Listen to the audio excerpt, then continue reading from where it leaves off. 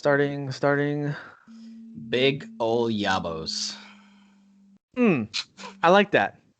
I like that because it's you're mixing it up a little bit. Uh, Hmm.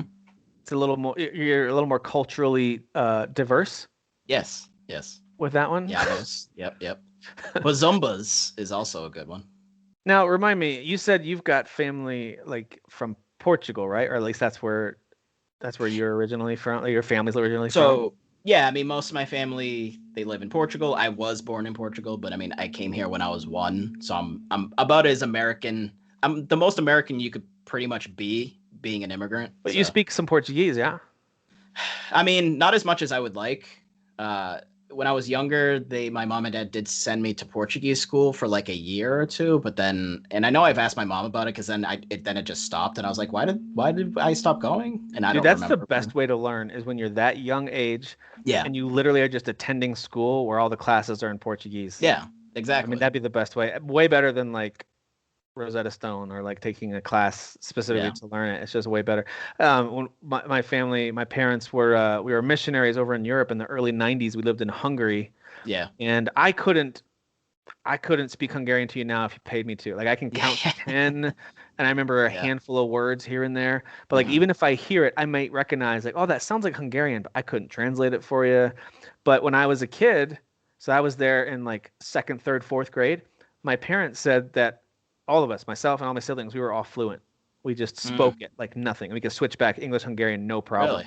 And that Yeah, was after not even a full year in their school system. It was like by that first main break. It was after 2, 3 months we were rolling, yeah, and they would actually have us translate for them a lot because we just picked it up. yeah. So I there's something mean, about those kids, man. There's something about the kid age. Your brain just soaks it in.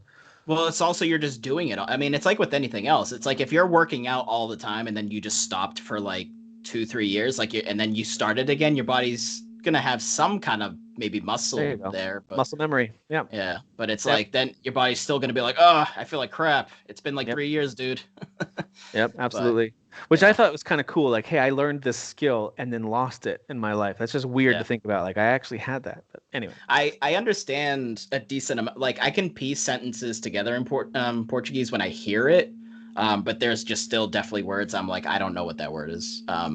But I can more or less like if I hear a sentence someone speaking and I'm like all right I know like most of the words in there so I piece it together I pretty much get the gist. But as I mean, far that as means like you could probably travel to you could probably travel to even places like Italy or Mexico and generally understand what's being said. Just because those languages, I know they're not the same, but Spanish, Italian, Portuguese have so much crossover, hmm, you'd probably understand a lot of it, I would guess. I could be wrong. Italian maybe not so much. I know I mean again there are words that are similar for sure, but I don't I know. think Italian's a generally very the most important stuff, right? You'd be able yeah to get yeah bathrooms, emergency, phone, shut up, whatever. pizza Pizza, yes. As long as you can food get pizza. all of your food. Those are the most important pieces, Yeah. for sure. Hey, listen, by the way, have you ever seen Nate Bargatze stand up? No, I think you mentioned him last time or one of the times. I don't know if I actually. Let me see if Dude, I'll I look him up. can't recommend him enough. We had some Nate friends Bargatze. over for dinner tonight, and all our kids were playing, and so the adults, we were talking about comedians, and He looks familiar. we had them watch so he's got 3 specials on Netflix. His first one was part of the stand-ups series. Okay. So he's season 1, episode 1 of the stand-ups on Netflix. I highly recommend Okay. starting with that one. That was kind of his breakthrough. So he's been doing comedy for whatever, 15, 20 years. Hmm. Um, and not unlike a lot of comedians, like even like a Bill Burr, doesn't really hit it big till his late 30s, early 40s when all of a sudden he takes Yeah. off. Yeah. Yeah. And so now he's really starting to take off. But anyway, the I mean, good for him. stand-up special was brilliant. It was really good. I didn't like most of the other half-hour specials that are in that series. I watched a Okay. lot of them, and that's the only one that I watched all the way through. Hmm. Or maybe the other ones I did, I just didn't. They weren't memorable. Yeah. But his was, and then he had a special. Once he had so much success, I don't know what the analytics were for Netflix, but I imagine that his was clearly the most popular one. I'm guessing, I mean. because shortly after that, they signed him to do a special that next year. So he Okay. recorded an hour-long special, which I know did really well. That one Yeah. just killed it. And he recently launched a podcast called Nate Land, which is really cool and entertaining. Him and his comedian buddies. They're really like kind of unknown comedians that he tours with. Okay. But they Good. know each other really well. That's a really fun podcast to listen Yeah. to.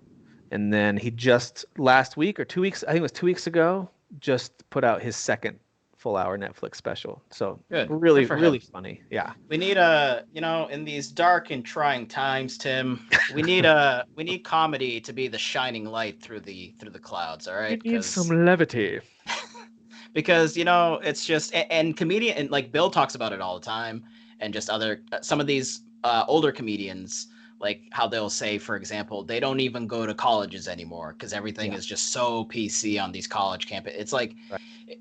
it's like they're just trying to destroy comedy because they take everything literal, and it's like, well, it's a joke. Right. That's what they're doing. Well, They're telling Burr has been jokes, saying that you know. he's loving the younger generation that's coming up now. They're the ones that are going to start hitting I think it college was Bill. pretty Yeah, soon. yeah. Because they're the ones who are starting to swing back the other way of like, wow, Right. the millennials are ridiculous with a lot of this stuff. Yeah. So he, at least in his mind, from his perspective, he feels like it's starting to swing the other way. And there's probably some truth to that. I think there's an overcorrection. I mean, the way we see political correctness now, we can't pretend like it came out of nowhere. It's in response to a whole bunch of horrible crap that's been happening. Sure. Yeah. Like awful stuff, horrible treatment of people. Lots of there are things like racism, and the Me Too movement happened for a reason. Some of this stuff is awful, but it's just like overcorrecting when your car starts to go off the edge of the road a little bit, and then you kind of like swing too far, and then boom, now you're across the median, and the other side, it's like, whoa, it's a little much. There's no nuance in thinking anymore. It's either it's just this or it's this. There's no in between. There's no like breaking things down and examining things in like portions and But I think it's coming back though, and I think I hope so, Tim. I could be wrong, but I think it's thanks in large part to folks who have they kind of withstood the tide of the social pressure to become PC.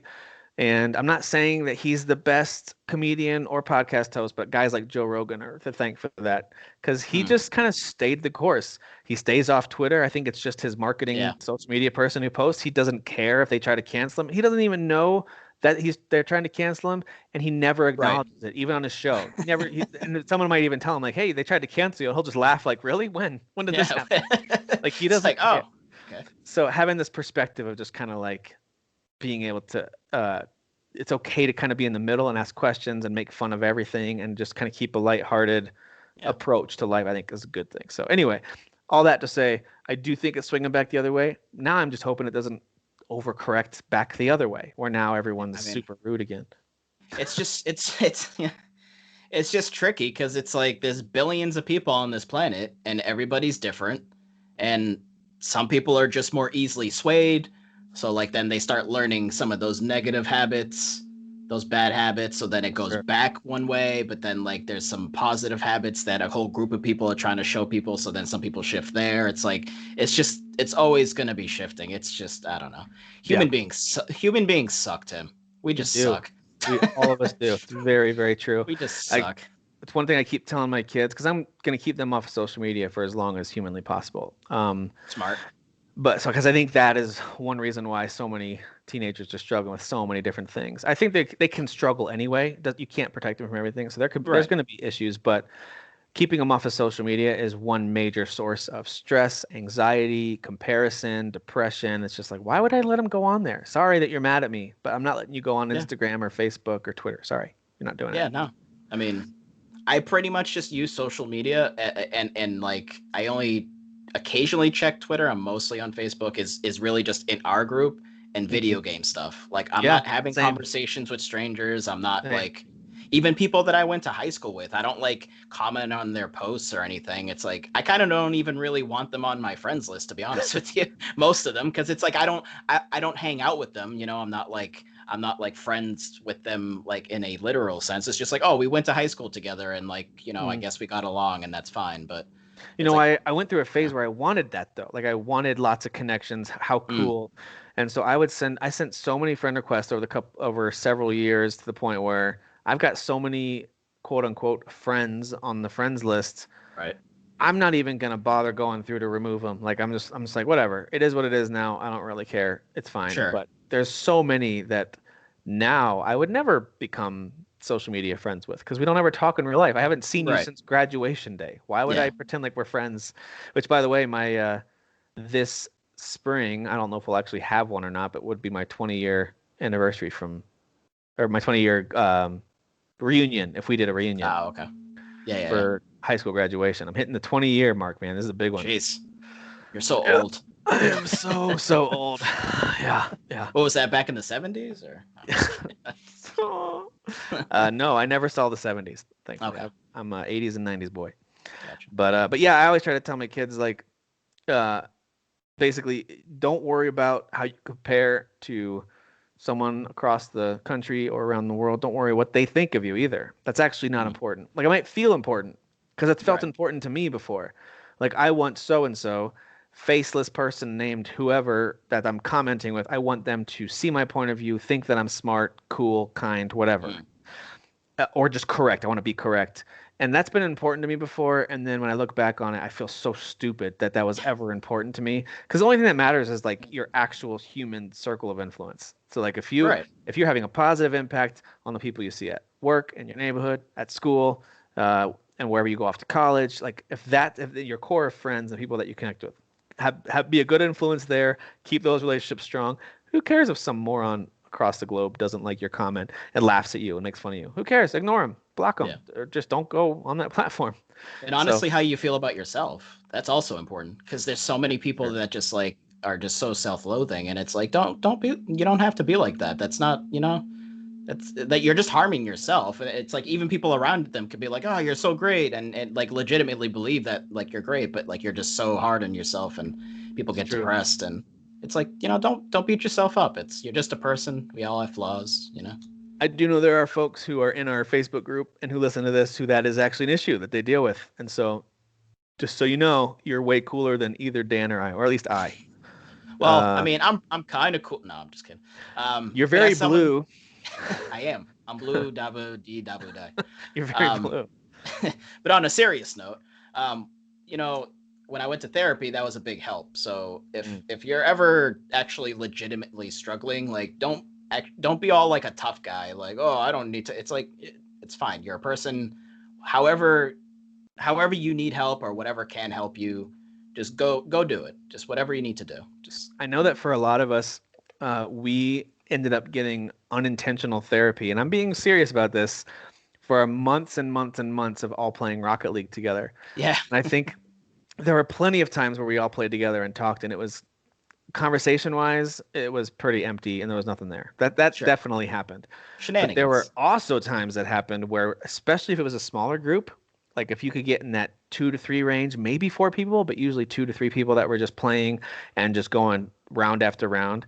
And Hmm. next thing you know, 4 hours has passed, and we got into some deep stuff. And I know Yeah. there are people, at least I know for me, like some of that was therapeutic in a way, where it was Hmm. talking about family and relationships and religion and politics and culture Yeah. and social media. We talked about everything, man. It was awesome. So maybe you need that kind of connection too. And so hopefully, if you're in our group on Facebook, you can find some folks to hook up with and to game with, to get some of that gaming therapy, which I know it's easy to joke about. I truly think that's a thing. Like when you're gaming together, doing something fun that's a little bit mindless, working together on something, maybe competing, but also just kind of shooting the breeze while you're playing. It's awesome. I would legitimately love to just have us all playing more Rocket League again. Yeah, Because, I mean, I was just playing a second ago, actually, before we came on. And it's like, yeah, I mean, this is just still fun. I mean, still so good. it's Yeah. still fun. And I mean, again, like I've mentioned before, I feel like since it's gone free to play, there's definitely way more just like people who are just completely insane and don't try to like play like it's actual soccer. No one's playing positions, everyone's just chaos. But like if you're Yeah. playing with friends, then it's like, well, at least you're playing with friends, and that's Yep. fun. So I remember when we would even have larger groups, it'd be like 6 of us or something. Then we would do just 3-on-3 private matches and just keep yeah, kind of randomly assigning teams. Even that was a blast. But absolutely. inevitably, someone would invite a friend of a friend who had drank way too much, and the rest of us were like, "Oh my gosh, who invited this guy?" And yeah. Anyway, Inevitably somebody would urinate a lot, and and bring their we mic with them to the bathroom. yep, and we'd hear the echo of it hitting the bowl, and And then they stood You know, trash talk us while they're peeing. It's like, dude, stop talking to us while you're doing yeah, this. and Stop. just talking about ass to ass, and he So doesn't much. he So doesn't listen to the show, but I mean, no, if he did, he's getting some major love today. He's been mentioned by name once and now by description a second time. Man, that's too much actually. That's too yeah, much. too much. Uh, but hey, listen. Speaking of gaming and gaming with other people, I did want to talk a little bit about the major release that came out this week that I've been playing, uh, and that is Monster Hunter Rise. Just came out yesterday. We're recording on a Saturday. You'll probably be listening to this on Monday. So just came out this past weekend, dude. Okay, so in 2018 was it when World came out? I think it was 2018 was Or World. 17, 2018, 2017. I don't know. All Let right, me fact double check check. this. Yeah, fact Although check this. Tim, I think it was just don't 2018. be scared, but there's a monster actually right behind you. What? Monster Hunter World came out. This was the first time that a Monster Hunter game actually hooked me. Was Monster Hunter World? 2017 December, so it was pretty much almost 2018. That's why. What? That can't be right. Yeah, initial release December 22nd, 2017. What about in the U.S.? Was that Japan? Well, it does say initial release. I feel like that was a worldwide. Um, Let me check the Wikipedia page. I could have sworn that World was like a January, February game. Maybe I just swear I just saw January then. Wait, so now it's saying January 26, 2018. So what's that 20? Maybe That maybe the sounds other right. date is Japan then. Yeah. I think that's right. Okay.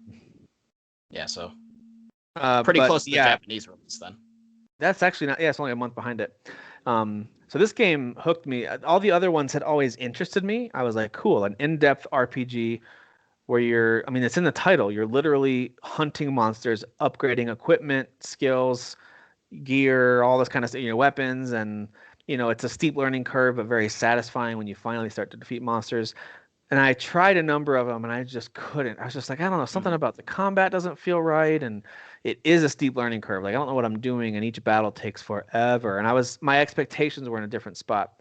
So when Yeah. World came out, they did a great job of introducing you to the world and some of the basic mechanics. And they send you on a ton of smaller missions to go explore, to go collect a certain type of vegetation, to kill some of the smaller just mobs and enemies that are around.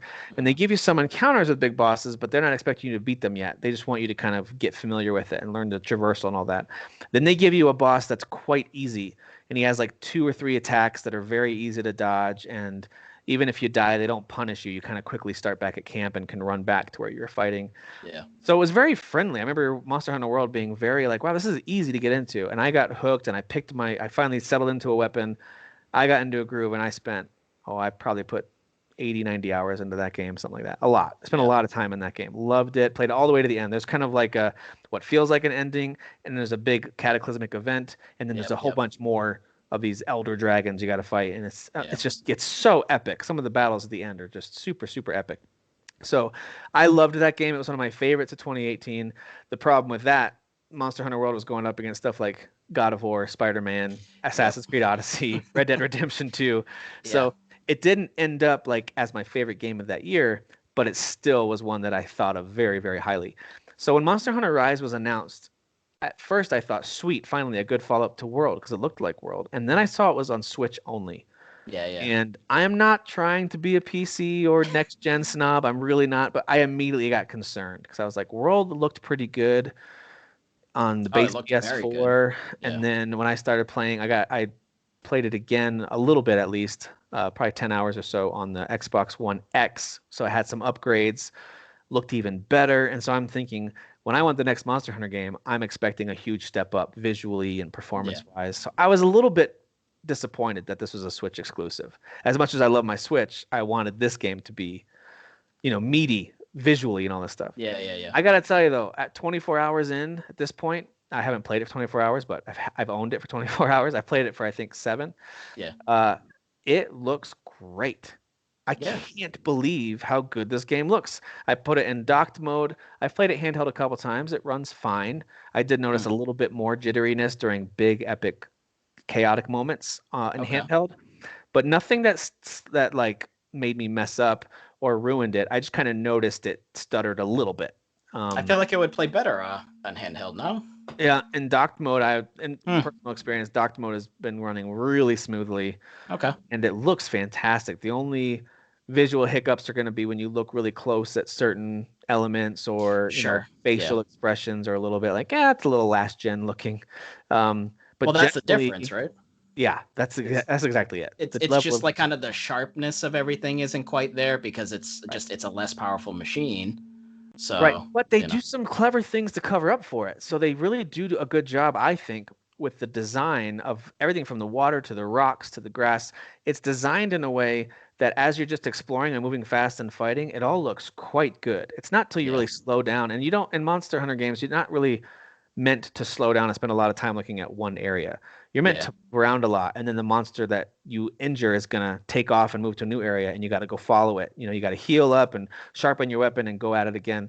You're not really hanging out in one spot. So Mhm. that plays to its favor, I think, because as you're zipping around, you're riding your dog around all over the place trying to chase this monster down. Everything looks great. The water looks good. The combat looks good. The all the explosions and the impacts as you're hitting the monsters with your attacks look fantastic. I played with our buddy Kyle, who was on the show last week. He and I got to play for a few hours on the night that it came out, and I had no issues at all. He was playing handheld mode. I was playing docked mode. Both of us were over a wireless connection. Neither one of us were directly wired. Oh, Great connection, no issues. that's good. The only issues we had were just us needing to get good because our first battle we struggled. Sure. I did read that when you team up with others, hit points and attack power, all that stuff of the monsters gets buffed up. So as soon as Yeah. another person joins the party, it goes up a little more. So the first boss we fought, we weren't really ready for, but we made it. We barely made it. They give you like a 50-minute time limit on each hunt for most hunts. Yeah. And so, I mean, we were down to the wire. We had already gotten the 10-minute warning. And so I think we probably had about 5 minutes left, just over 5 minutes left when Well, they mixed up the combat in this one a little bit, right? Didn't they add like one or two new features compared to World or? So they do have some new weapons. At least I think they do. Otherwise, they could have just been weapons that I never noticed in World. They do have that, but yes, they did mix up some of the combat. There's a lot more verticality to the combat now, whereas Yeah. before you relied really heavily on your weapon type. So, for example, if you use the insect glaive, which is a weapon where you use these insects to launch yourself around and to launch attacks at the enemy, that's a Yeah. good one if you need to kind of bounce around. And it wasn't until Iceborne that they introduced the grapple hook Right. and so that allowed you to really zip to a monster much quicker.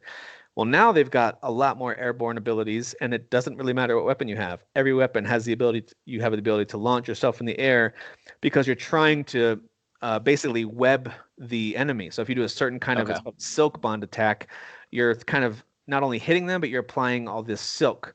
And that's an item that you actually have to have in your Right. inventory too. So you're applying all this silk, and eventually they'll get webbed enough or injured enough where you can jump. It'll say like mount the monster, and so you can mount them.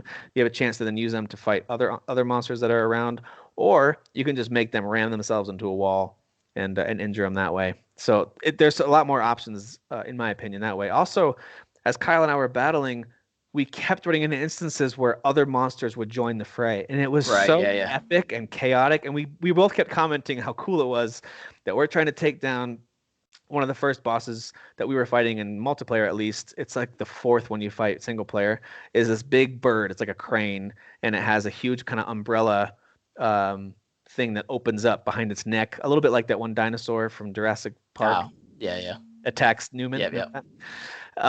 So Newman. it's a little bit like that. But anyway, and this thing shoots fire. It's really clever because it's got these long ostrich type of legs, and it'll stand up on one leg, and the legs are both heavily armored. And if you're just using an on the ground weapon, it's hard to take this thing down, which is why it took us so long. It wasn't until we started to learn how to launch ourselves a little bit more. To zip Convenient that a flying enemy has armored legs. He just Right. flies away from you, and then it's like, well, you're whacking at his feet, and he's like, nope, nope. That's why it took us so long. We just weren't. For some reason, we couldn't comprehend. Like, oh yeah, you need to figure out a way to get him to force him to bring his head low to smack him on the head.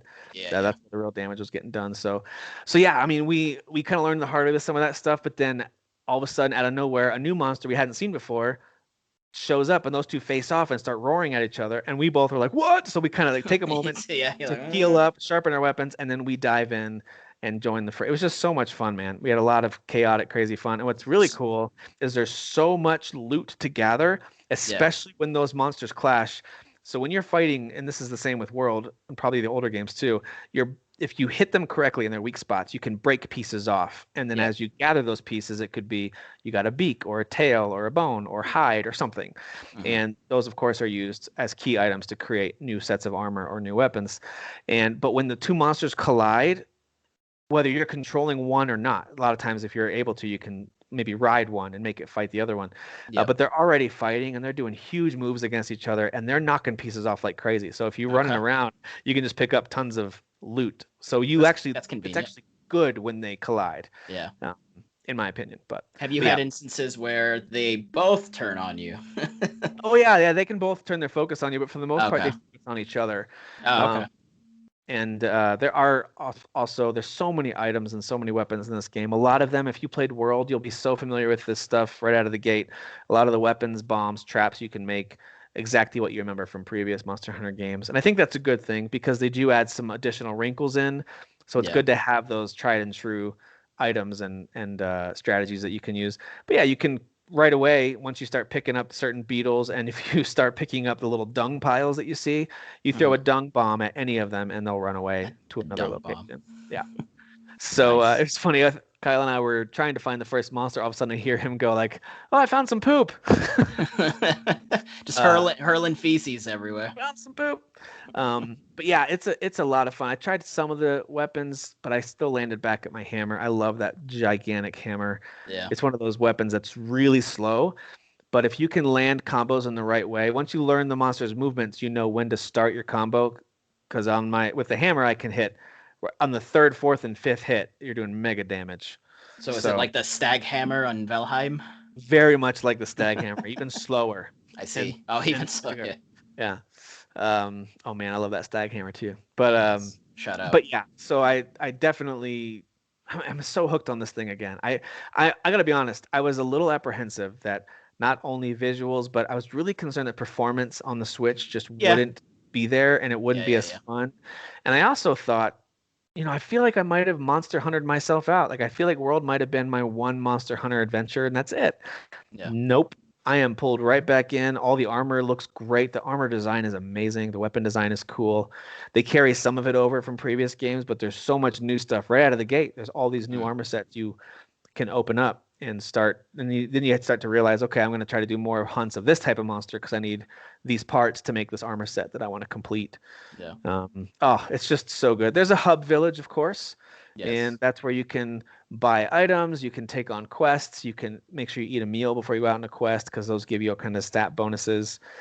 There's actually a whole area where you go and you can either hire new buddies, which I'll talk about in a second, Mm. or there's other items you can buy. You can send certain buddies out on a mission to go find items. Like it's called I forget the name of it. There's like a trader with this little pirate ship looking thing, and you go talk to her, and you can assign some of your buddies to then go sail the seas to go find certain items that you're trying to get. And then they'll do some trading for you. I haven't played with that system yet, but it Sure. seems like some kind of trading system. Well, And then there's you're only a a 8 hours in, so I mean, barely at least scratching the they're long surface. games. Yeah, Yeah. yeah, definitely. Uh, but then yeah, there's the buddies. You can have two at a time when you're playing solo. When you're playing with Okay. someone else, then you each have one, and you can pick if you want the cat or if you want the dog. It's up to you. The palico or the palamute. Yes. It's up to I you. was gonna say, please talk more about the dog. Yeah. So right away, the character creation stuff is fine. It's the dog creation stuff that's super fun because Mm. there's all kinds of designs you can do, ear shapes, eye color. The dog itself is going to be mostly the same type, and I don't know what kind of dog that's mostly like. It's probably some kind of a something shepherd. It's one of those Okay. long, sleek dogs that's got a little bit of German shepherd look to it, but Yeah. thinner than that. But anyway, or maybe Doberman. But they all look the same unless you have a pre-order bonus, and then you can apply what's called a layered armor, which are things Okay. you can actually buy, and I'm sure they'll make more of these for people to get. And that's essentially a skin. Doesn't Yeah. change any of their stats, but I've got a layered armor for a golden retriever, so I can make my dog look like a family Oh. dog if I want Oh, to. Ah, Oh, but he doesn't look nearly as cool. yeah, no. But anyway, you can choose all kinds of cool patterns and colors, and you can make your dog look awesome if you want to. And then, of course, as you're exploring both the town and the overworld, you just hold down the A button as long as your weapon isn't equipped. And wherever your dog is, it'll run to you. You hop on and you start riding. And of course, your Nice. speed is way better when you're riding a dog. And you can just hold the sprint button the whole time. There's no stamina that I can see that's depleting as you're sprinting Excellent. around with the dog. So traversal's way better. Getting from place to place is awesome. And the dog also does fight for you. So, and I'm Yep. sure there's other things to equip down the line and other skills for them to learn because I have unlocked some skills, but they have this blade that's on their shoulder, and when they go to attack, they reach over, they grab it with their mouth, and when they bite it, the blade opens up and it becomes like this big boomerang that they can Yeah. swing and throw. That's so sick. Yeah, it's pretty That's so awesome. badass. So you can Yeah. actually use that to attack quickly as you're riding. If you just hit the attack button, the dog will grab it and start swinging. Mm, It's very weak when you're riding on the dog. It's okay. not really meant to be a good way to fight a monster. It's more meant to be, let me beat some smaller mobs as I'm running. So Yeah. but the dog is super cool. You can also use the dog for a lot of verticality stuff. So Mm, whether it is your charge, let's just say you've fought a monster and you've depleted its health enough where it's going to take off and run to a new location. So you followed on your map, you're riding your dog to get close to it, and you want to do some kind of surprise attack. If you're running full speed with your dog, you hit jump and in midair hit your attack button. And with my hammer, at least, I'm sure with other weapons, same thing. I can yeah. slam down a huge hit right away to restart the fight. It's just so Nice. satisfying, Yeah. leaping off the dog that way. And then, of course, there's verticality to it too, where you can run up vines. At first, when I first saw this game, I thought that's so cool. You can run up any wall. No, not true at No. all. No. There are a ton of walls that you cannot run up. There's a lot of limitations that way. But once you find those vines, instead of crawling and climbing slow-mo like you did on previous Monster Hunter games, so like Monster Hmm. Hunter World, you could climb up vines. It just took a while. Well, now with your dog, you just run full speed up the Yeah. vines, which is That's cool. still pretty cool though. It is. It is. And it does add a layer of, again, it gives the overall levels, which are smaller, it gives them a little more space because now you've Yeah. got, multiple levels to go up and down through. So I'm only 5 monsters in, and 2 of them were in Monster Hunter World. Mm. So there's been 3 new ones, at least new for me. Is Maybe it they did it. Rathalos? I think there are Rathalos. I just haven't seen them yet. I've just done the Okay. smaller ones. It's interesting. They introduced them almost like, all right, these first monsters you fight, they're all going to either be kind of like a big grizzly bear or like a raptor. And Yeah. then there's that one bird I talked about, kind of like the big crane, which also is a little raptor-like. But the Yeah. other raptors, like one of them is kind of, they're essentially like, here's a poison raptor, here's a fire raptor that has a big hook on its tail, and then here's a ice raptor that can shoot ice particles at you. Yeah. So they're all very similar in their size and how they Just move. different elements. Yeah, yeah. Yeah. So I'm starting to get to and the next one I'm gonna fight is actually very bear-like as well. So Okay. so they're all kind of that medium size. I haven't yet gotten to the big ones, to the big daddies, the dragons, the ones that make you go, oh crap. Like I haven't Yeah. gotten Yeah. yet. But I Yeah. like it. I like that they ease you in and you really start to build up confidence. Like you start to understand the systems. How do I give myself the right buffs? How do I make sure that I'm stocked up with items? I already kind of dove back into the crafting.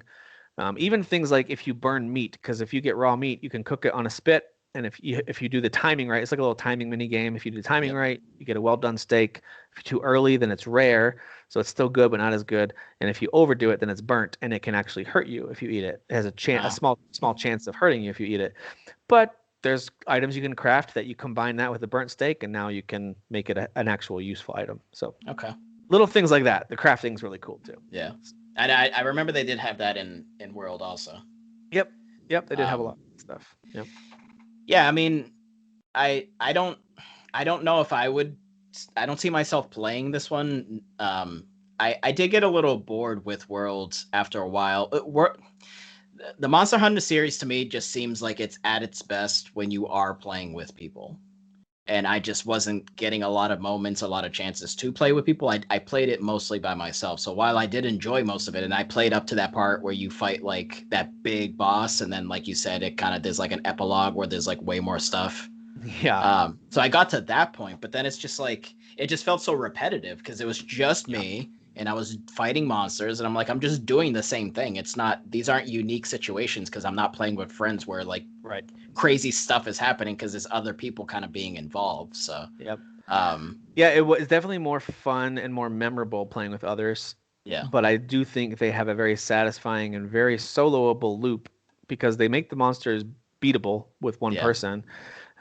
If you do like a good in-depth RPG, I mean, there's so many layers to this, Well, you even with said there's upgrading the weapons. NPCs that you can tag along now, right? I don't think they had that on Monster Hunter Well, World. it's just your dog and your cat basically Oh come with well, you. okay, sure, but still, that's still something compared to Yes, before. it makes So a big difference. You can when you first spec out your cat, you can have it be a healer or a bombardier or have it be a fighter, yeah, gatherer. You pick what its specialty is, and it'll do those things for you.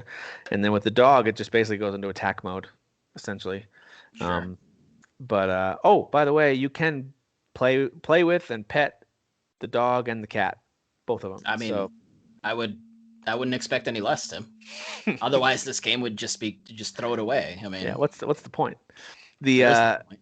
I do think that the and it can be a grind if you're determined to Yeah, unlock all the armor pieces or all the weapons or something like that. It can be a grind. But if you're okay with like, hey, I'm gonna actually just piecemeal the armor that becomes available because I just need to upgrade my stats as I move along, and then maybe at the end of the game I'll put together a full suit.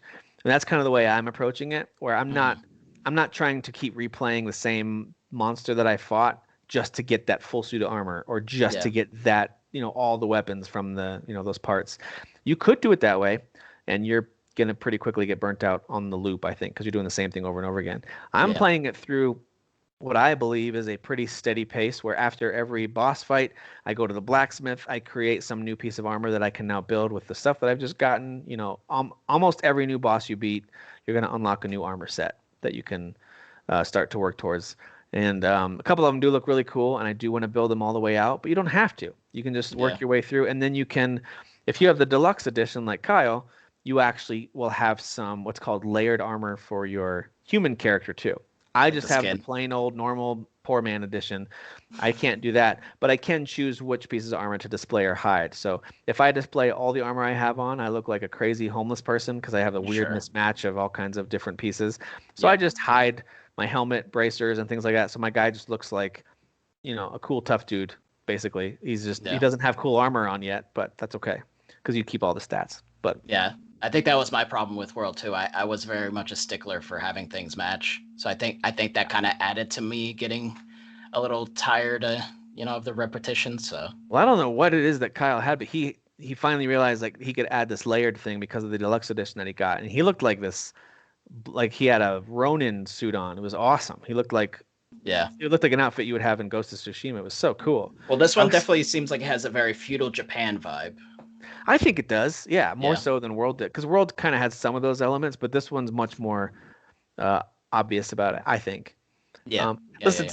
some of the story stuff is still what World was, where you've got a overconfident, big talking leader Mm-hmm. who's like overly encouraging to you and that kind of like it's just I don't know. Yeah. It's Big booming very voice.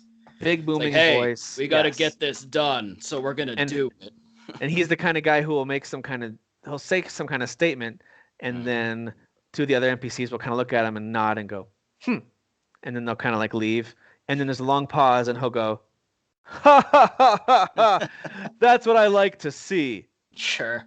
It's like, Well, okay. Japanese game that they're trying to dub over in English. So Yeah. yeah, So listen, there's definitely a lot of that. I would not recommend getting this if you're like, I only play games like Last of Us because I need a cinematic story. yeah, Well, I wouldn't play this one then.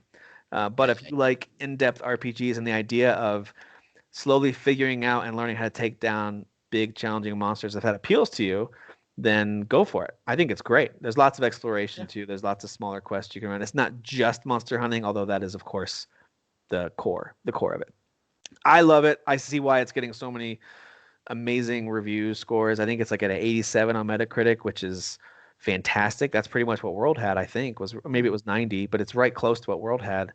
Um, yeah, this is one of the best games of the year up to this point. in this first quarter. So They it's they excellent. definitely hit whatever the sweet spot was with the last one with Worlds coming over here in the States, because I'm pretty sure up until that point it was pretty niche. And then Absolutely. when World came into play, a lot of people jumped on it that I don't think had played it before, and they're like, "Oh, this is pretty cool." Yeah. So if they could kind of keep that formula, like whatever it was that was different with World that people really latched onto, if they can keep doing that and just kind of like maybe adds, new stuff and different settings or whatever, and I think then it'll keep selling well here also. Yep. So I yeah, would yeah. advise folks, if they do want to try it out, especially if they're new to the series, go over to, they'll show you where it is right away when you start the game. Go to the buddies, I forget what they call it, Buddy Island or something. I don't know. It's where you can go, there's a little bridge you go across, and then you Hmm. can go where you see all the cats and dogs. In that area, there's a little ship by the shore that'll take you to a training area. That's where you can just walk up to an item box, swap to a new weapon, and then go fight a bunch of mechanical test dummies, and then go back, swap to another weapon. That's super important to figure out what weapon type you want to try. If you just keep randomly picking one and then going out to the field to fight real monsters that'll kill you, you could get pretty frustrated, unless you already know what you want to play. Because listen, some of them, like the dual blades, are crazy fast, especially when you activate the power. When you start swinging super, super fast, you go like double Hmm. time. And that can be satisfying, but I don't like it because they actually feel like little tiny blades, like little toothpicks hitting a big old monster.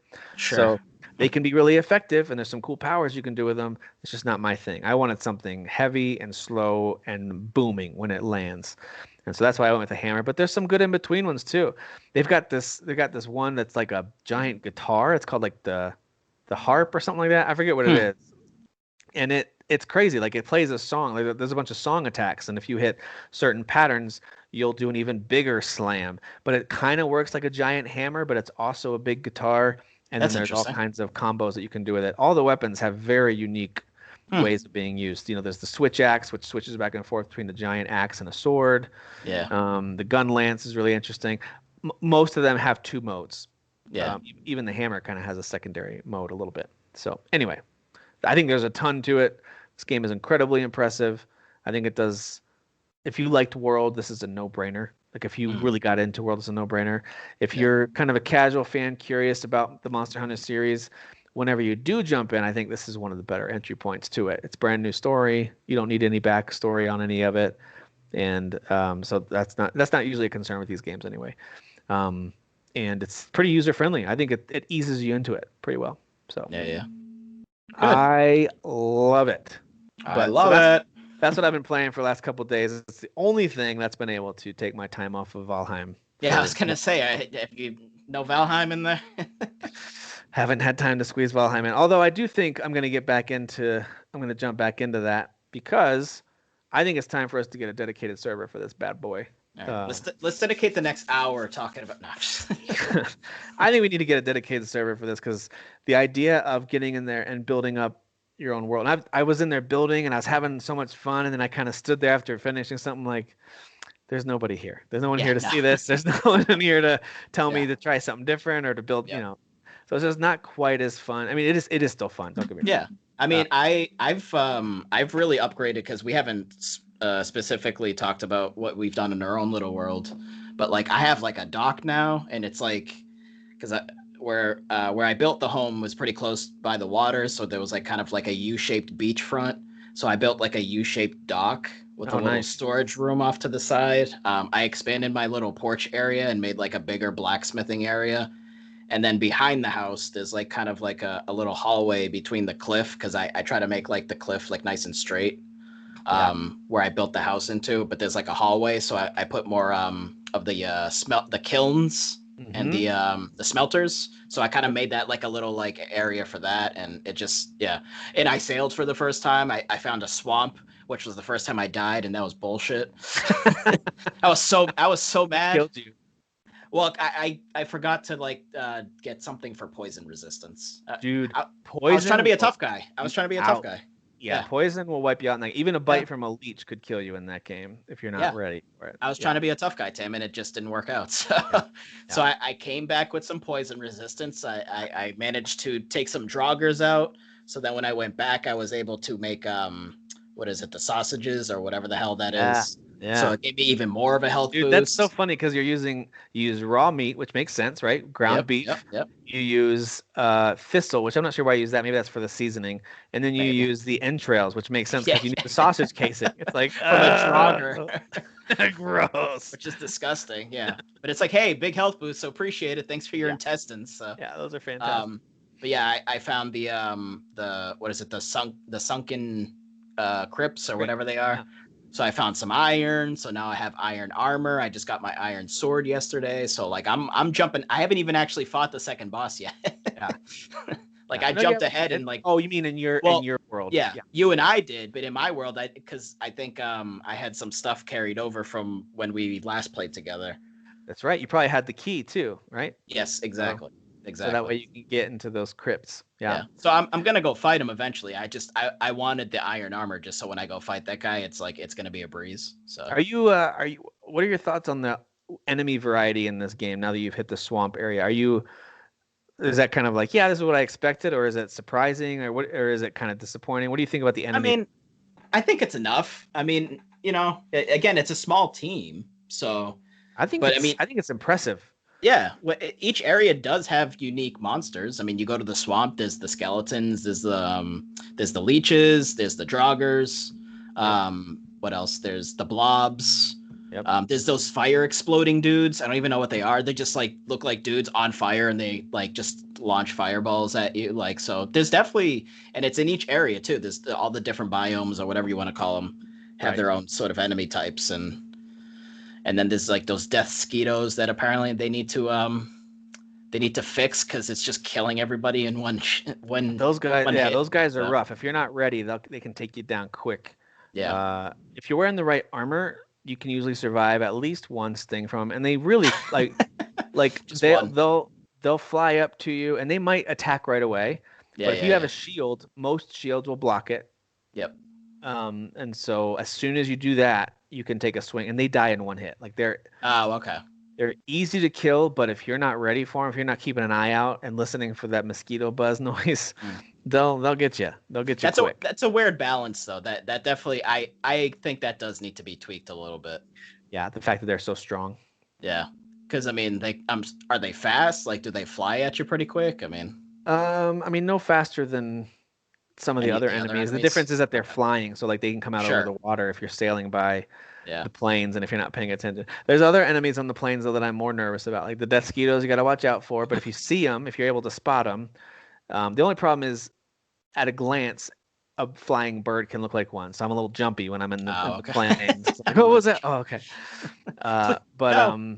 there are other enemies in the plains that are, I think, much more deadly because Yeah. they can take a lot more hits and they can still deal out the damage.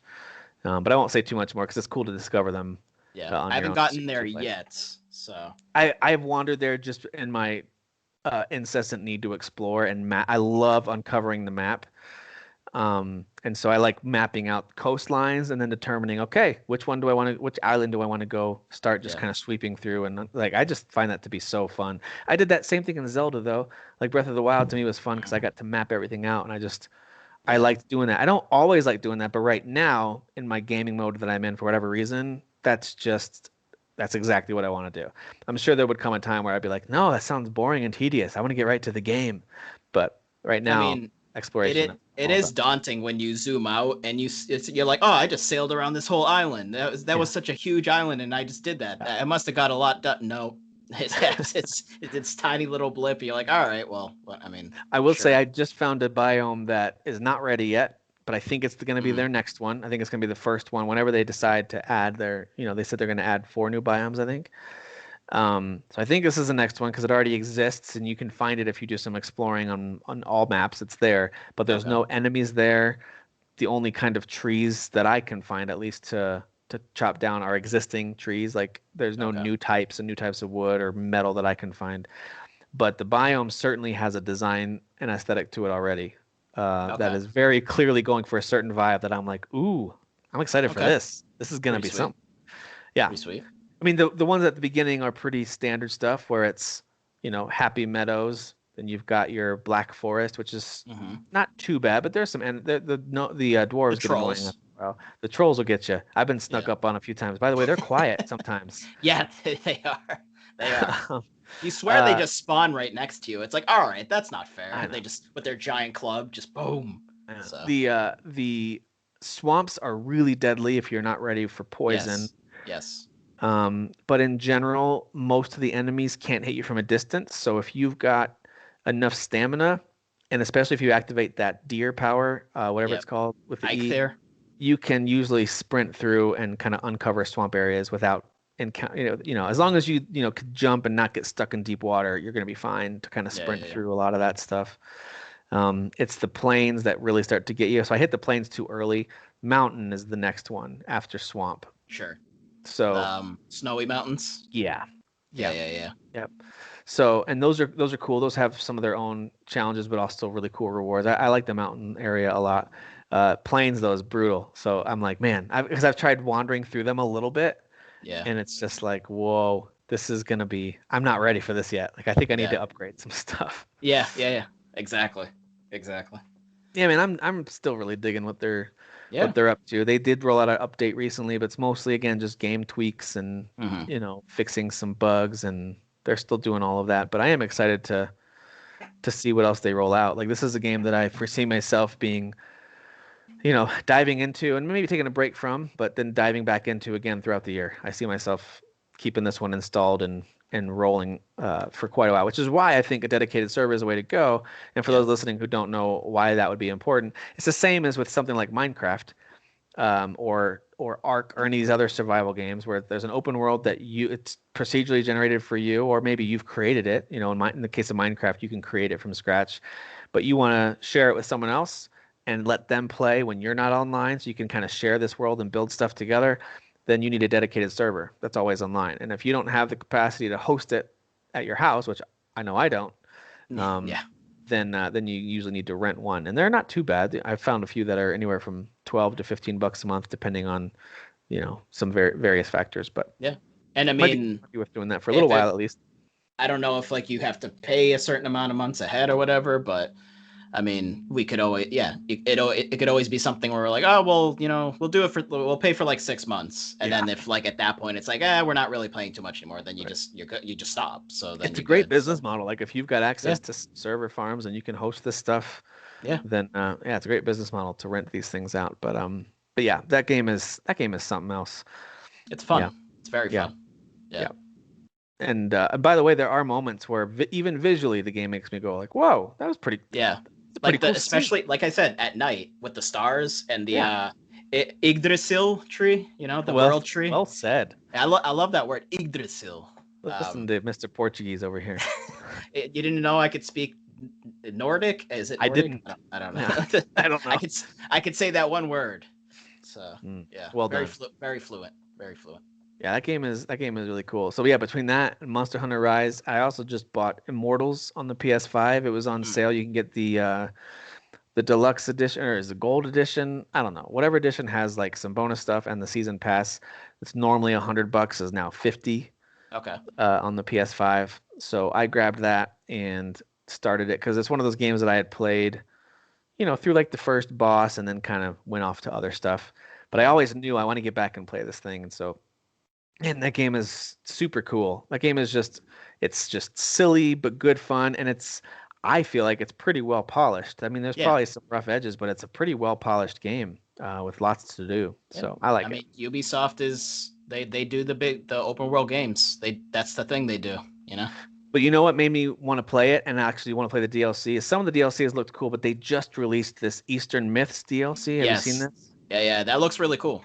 That does Yeah, look cool. apparently it's like, a good 6 to 8 hour campaign where you have a new hero and it's Yeah. all kind of like Chinese mythology. I was like, dude, this could have been a full sequel, Yeah. but they went ahead and did it as DLC. It's included in the season pass, so I'm excited to get So to that that. so that's the avenues then. They kind of do different mythos of different you know, cultures and so on and so forth, you know? That's what I thought they might do with the overall series, where it's like Immortals something, right? Yeah, Immortals yeah, yeah. this, because it's all about the mythology or the gods or whatever. Yeah. And they totally still could do that. They could move over to the Norse mythology next, or they could do because this is the first one was Greek, right? So they can move over to Roman, Yeah. and there's a bunch they could do. I feel like the Chinese one could have gotten its own as well, but there's plenty. There's plenty of Yeah. mythologies out there for them to, if they decide to continue. Yeah. Yeah. Um, Yeah. but just like every Ubisoft game, this thing went super cheap, super fast. So you'll Yeah, have to wait to get it. I'm still waiting on it because they had that like free weekend or whatever it was where like it was basically like the Right. full game. So I actually did download it and I played like an hour at least, and I was like, oh, this is really fun. I do Yep. like this. But I think like I'll wait a little bit just because there is other games that I could still get to or that I would like to get to. And So listen, the writing isn't like Oscar worthy, but it's just sure, kind of like tongue in cheek clever. It's fine. Like it's at the very worst, it's gonna be like Saturday morning jokey yeah. jokes, and that's fine. And some of it's even more clever than that. So I think the writing is more entertaining than it has any right to be. I know some folks really bash it, like, oh, it's so cringy. I'm like, yeah, maybe if you're only okay with the top of the line drama and comedy and everything, or Sure. maybe just have fun with it because it's not really targeting adults. It's Some mostly people are just real pretentious, Tim. Yeah, they're just real that is pretentious. true. I used to be that way. Derek called me Snobby Tim for a Yeah, little while. snobby Tim. Now, Yeah. but Now you're casual, Tim. You're just now I'm just laid back Tim. I don't know. I'm kind of half PC Master Race, but also still Nintendo, and I still play games on my phone. I don't know what I am. Okay, I don't have an identity. You're I'm progressive, is what you are, okay. and Got it. brave, and brave. Am I stunning? Yes, usually. Okay. All Yes, right. usually. Good. Yeah, yeah, Stunning and brave is what I'm going for, really. But anyway, I know that's a lot of stuff that I've been playing. Is there anything that you've been playing? I know you mentioned that you tried out Immortals and you've been playing a lot of Valheim, but anything else that you've yeah. been playing? Immortals was like a while ago. Oh, okay, okay. But actually, before I get into games, I wanted to and see if I can maybe get it in the shot. I'm trying to stand up. I bought a new chair. I think I had mentioned Oh last yeah, let's episode. see this thing. So, you know. Spider-Man. Can you turn on the light so you can see it lit up? Do you have a? Well, the lights are technically out like in the hallway or Oh, like okay. the other room because all the lights are still wired together. So, It's hard to tell what color it is. I'm assuming there's some red and some blue going on. um, hold on, let me see. You know what's interesting is I just now noticed that the way that the headrest sits on the chair kind of leaves spots for eyes. That's pretty cool. Yeah, I don't know, Tim. Oh my gosh. I lost my chair. Oh, hey Tim. I don't know if you remember me. Spider-Man's back. I'm looking for my Spider-Man chair. For those of you who hear Dan all of a Let sudden me sounding muffled, he came back dressed as Spider-Man. wait. Hold on. I'm not Dan. Dan just left. Oh, I'm my bad. Spider-Man. So Spider-Man stepped in for a second. I don't know if that helps a little bit. Oh yeah. Now I can see. Yeah. Yeah, man, I like that a lot. Is it comfy? It's got the eyes. So, Spider-Man is always comfy, but Okay. you know. Right. So the seat at first was actually kind of hurting the old butt area a little bit, but Mhm. after a couple of days, it's gotten a little better. I might still get like a seat cushion to be Yeah. honest. Yeah. But overall, it's pretty comfortable. The little sort of the pad where kind of it follows the arch of your back has a little Yeah.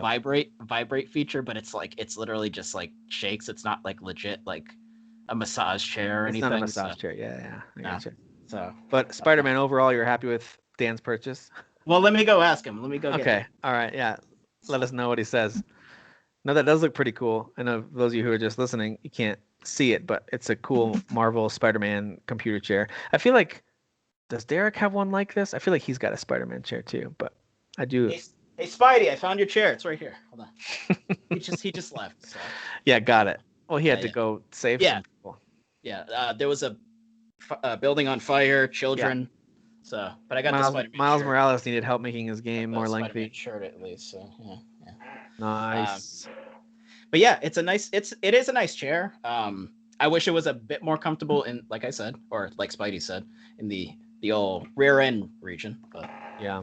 What fabric is it? Just fabric with like actual padding underneath, or is it like a mesh? I think it's leather or like fake leather, but it's something leather, like if not actual leather. So, Gotcha.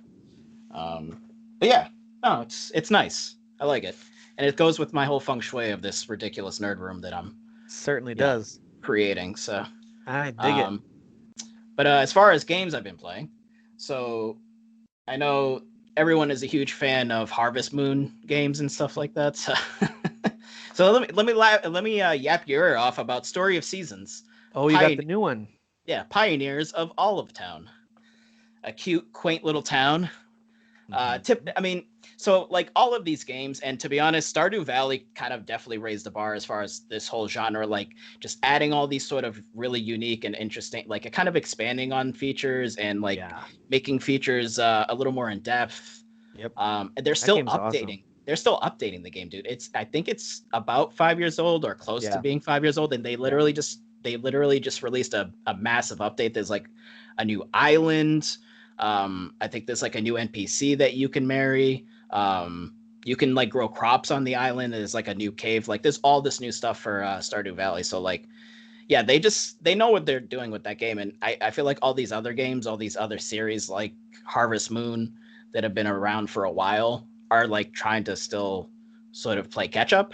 Yeah. Um, It makes you wonder what they're gonna do with the next. They're making another Rune Factory, so I'm curious what that one's gonna be like. Because Rune Factory took that Harvest Moon formula and added that kind of action RPG adventure element to it. And yeah, they might not have been the first one. That's just the first one I played. Was Rune? Was it Rune Factory 2 maybe? I can't remember if it was one or two that I played on the DS. That was my mm, first Rune Factory game, and that was yeah. awesome. That was a cool mixture. And then I feel like Stardew Valley was kind of a newer take on that, where the focus was switched back a little more to the farming, but it did still have some fun adventure, combat stuff. Yeah, because like so the Harvest Moon series traditionally there isn't combat. Right. Right. But Stardew Valley, when you go into the caves, there's bats and like little Yep. blob dudes that are attacking you. Like there are enemies, and you have to actually buy like a sword or whatever Yep. to fight. Little Secret But of Mana style fighting minus the yeah, the pausing. Yeah. yeah, exactly. Hmm. But this new Story of Seasons, and I know I keep saying Harvest Moon and Story of Seasons, so to kind of clear things up, and I think I've said it before. So Story of Seasons is basically the actual Harvest Moon like developers. Like the Natsume used to work with the developers that made Harvest Moon, and then they split off. So Xseed now publishes the actual Harvest Moon series, but Okay. they had to change the name because Natsume still has the rights to the name Harvest Moon. So Xseed sort of backs the guys that used to make Harvest Moon, and they had to create Story of Seasons. That's just the new name of their series. But Natsume does still make Harvest Moon games, and they actually just released their own as well, right Which around the are not same time. reviewing well. The last No, several Harvest Moon games are not being well received. no, the so I watched the trailer because I was super curious. When I watched the trailer, I just knew immediately it was going to be hot trash. Mm. And I did watch a gameplay video of somebody playing, and I was like, this is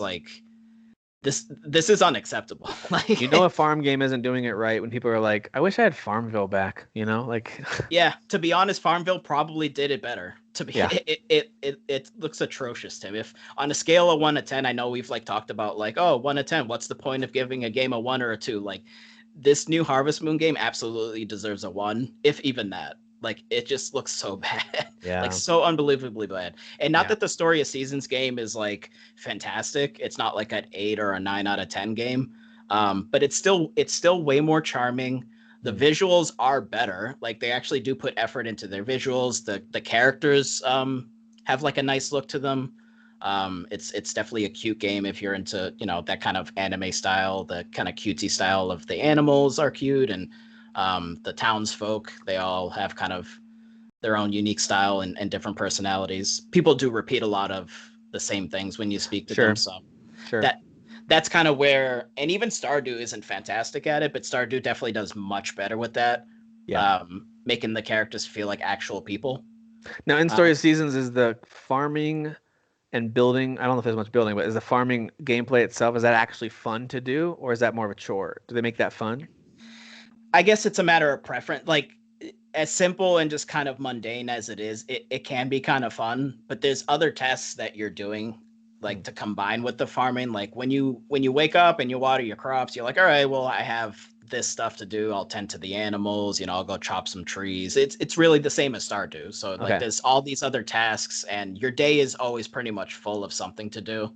Does it have a Um, similar like energy meter like Stardew has, where yeah, eventually you run out? Okay, okay, yeah, yeah. So yeah, and if you eat food, then it'll fill your health back up, et cetera, et cetera. okay.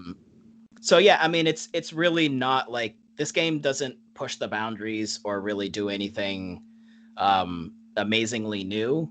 Um, but there are certain things that they've tweaked in this one, kind of streamlined some stuff, but then at the same time there's some other stuff that they've done that's like, why are you doing this? why Yeah. what So there's these machines that look like vending machines that you create. So like, say for instance, you need to take logs of wood and turn them into lumber, and you would use the lumber, say, to give to the carpenter to upgrade your house. So in order to create the lumber, you have to make this like vending machine type thing and plop that in your yard, and it takes up a lot of space for no reason. It's kind of, it's not a huge machine, but it takes up like 4 spots. And there's a machine for everything, Tim, like every individual thing. Oh, so it's not one machine handles No, everything. it's not one machine that does like, say, like all of like the, like if you're taking milk and turning it into cheese, and like eggs, eggs into, what the hell is it, into something I can't think what it Scrambled is. eggs? I don't Yeah, sure. But you can take the eggs and put it into some, know. like, it's not a machine that does like a list of things that are all kind of similar. It's basically Ah. like all these different machines for individual And things, and it's, it's not like you can dismantle them because you need to actively do those as you harvest that stuff, right? Like you yeah. can't just like build it once, upgrade a thing, and then get rid of it. I You mean, need you it to, could, but it'd be super tedious. yeah. Oh man. Yeah, that's a bummer that So they didn't streamline that a little more. yeah, and I mean, like, I saw the review and I was like, is this a joke? Like, Yeah. or down the line, does it like streamline? Like, do the machines start combining? I don't think they do, but I'm not 100% sure. So this is the kind of Um, thing where you just need to set aside space on your property to just be, all right, here's our machine row. We're just gonna put all the machines yeah, here. Or do you try to put a machine by each source? Like, do you put the egg machine by the chickens? Do you put the, yeah, we have been doing that. So essentially, there's like a starter area that's a bit smaller, and then you repair your. There's a bridge that you repair, which then goes to the next area. So then you can kind of plant more stuff over there, but then you get access to the barn. So there's other sort of facilities that kind of start opening up as you're expanding your farm, like yeah, okay, I yard. gotcha. But I think you can move things around later on, because I've seen screenshots where the barn is next to the coop, and right now that's not the case. They're like on two different sections. Okay. So you are kind of running around back and So you forth a bit. might get an ability to move things around a little bit later. Yeah. Um, but I mean, that's, to be honest, it's kind of it's typical of these kind of games. They like, there's things that like, you're like, yeah, that really does make sense. You're saving me time. I really appreciate that. And then like they do this other thing, like those stupid vending machines, and it's like, why? Who thought this was a good idea? Who thought? Please give me the name of that person. I will get them. I will cancel them. All right. I will destroy their lives. We're Like, gonna get a hashtag going. I mean, they're yeah. going down. It makes literally zero sense, Tim. It's ridiculous. Yeah, And I mean, in a day and age where you can update games, I hope they update it so then yeah, they can streamline it, but I don't know if they will. Whatever. yeah. Um, In a game that's central gameplay mechanic is already built around something that's tedious, so it's challenging to make that fun. yeah. You got to give people some shortcuts. You got to Yeah. take some of Yeah. those elements out. Yeah. Yeah, that's just little things like that. It just doesn't make sense to me. Like in Stardew Valley, when you are putting items in the box to sell, basically it's just that the box is infinite, so you can Yes. just keep putting stuff in there. In this game, it's not. There's like literally a certain amount of stuff that will fit in that box. So it's like, so I have to wait till the next day because I had a good yield of crops to sell the next day. Like, no, let me put everything in this damn box Yeah, that some of I that want to feels like sell. an oversight. Yeah, Now like you little played the things like that. previous Story of Seasons games, right? This is the third one, right? So the last one that came out was a few months ago, actually, but it was a remake of I think a Game Boy Advance Harvest Moon. So Okay. they remade like an older And that one one that was, wasn't as well received, I don't think. no, because like they were kind of, they stayed true to like what the original one was, but just kind of updated Okay. the So visuals. But this might be the second actual like full game, right? That's not a remake of something it's either else. second or third, yeah, Okay. All because right. they've been only on handhelds. Like there weren't any on the Wii U or the Wii, as far as I know. Okay. So this is like the first kind of like console story of seasons. Yeah. Um, and I mean, we are having fun with it. That's just it's the kind of game that my wife and I do like to play together, Is and this I do. controller passing, or can you have two characters on screen at once? It's controller passing, so Okay. it's just the one character. Yeah, Okay. yeah. Got it. It's the typical. Oh, my grandfather's farm. He used to have it, and now he's passed away or whatever. So Yeah. now now it's my farm, like that typical Dude, thing. I can't really criticize them though, because Disney and Pixar have the same problem with getting a story started. Like, hey, what's the motivation? Should we kill the parents? Yeah, let's kill off the parents. Like Uh, that's yeah, every Disney and Pixar usually the movie. mom. Usually the Usually mom. the mom, right? Because Yep. or it could be the dad, but usually it's mom or dad because the other one's already dead, and then now they're gonna kill off the Yes. other one, and then that'll set off the adventure. That's usually how this thing goes. Walt It, Disney loved murdering parents it in his. loves it. You can usually count in one hand the number of movies that have full family intact from start to finish. Yeah. Movies like Incredibles are like the only ones where you've got mom Yeah. and dad and kids and everyone survives. Every Um, other one, someone dies. what's the Mexican one? Coco. Coco. Yeah, that whole family. Well, I mean, there are family members that have passed away, but But they yeah, as got. far as mom and dad, they're Yeah, still yeah, there. yep, yep. Because they're not even, to be fair, they're not even a big part of the story. It's more Right. about Yeah, the grandma. the ancestors in general, right? Yeah, yeah, yeah. Mhm. But yeah, I mean, it's again, if this is your type of game, you would still probably get enjoyment out of this. You would just understand and sort of maybe ignore the faults and flaws that it has. Yeah. But I still think Stardew Valley is pretty much the pinnacle of this genre. I was gonna Um, ask you, like, if someone was like, "Hey, I want to get into some kind of, I need a relaxing game where I'm yeah. just like building a farm and like maybe the character can get married, a little bit of action, but not a lot." Mhm. Like, I think you'd still recommend Stardew over a Story of Seasons, right? Yeah, the only thing I would ask them specifically, I would say, are visuals important to you? Because they might be the type of person that doesn't like that old school like Nintendo, Super Nintendo look. Oh yeah, Stardew does have a Super Nintendo, PlayStation 1 vibe to it. That's Yes. true. Yeah. Yeah. It has a more old school, Super NES aesthetic, whereas like, this Story of Seasons game is more modern 3D character models, etc. So if that's more like your visual style, you might like something like this more. All right, yeah, that's fair. Um Yep, yep. and I would recommend this game. I think there's enough good here so far. I mean, we're still just in the first season of the game. But yeah, I mean, I think it's fun. It is enjoyable, but it's very specific. It's a very niche genre. If it's not your thing, then obviously that makes sense. So I Yeah. get it. Yeah, yeah, yeah. It's fun. Growing fake crops can be fun. It can, and some Yeah. games do it better than others. Yep. Some games make it very important, so Yes. that kind of gives you that motivation to go grow the crops. But And they sell for a lot of money, and I feel like if I grew those crops in real life, I would not make that much money. So it's incredibly unfair. it's very true. Yes. That's a good point. But yeah. Other than that, I watched the Zack Snyder. So we can call that the Snack Zider cut. The Snackverse. The Yeah, I actually did want to. Snyderverse. I did want to close out with this. I was going to ask if you had watched it. So yeah, what are your thoughts on the new Justice League cut from Zack Snyder that's now out on HBO Max? What do you think about it? So I should have asked you prior. Did you want to kind of do sort of spoilery like we did last week with WandaVision, or? Yeah, if you haven't seen this and plan to, and if the new Justice League cut's very important to you, um, thanks for listening. You can turn the show off now. We're gonna close with Get this. the hell out of here. Yeah, get out of here.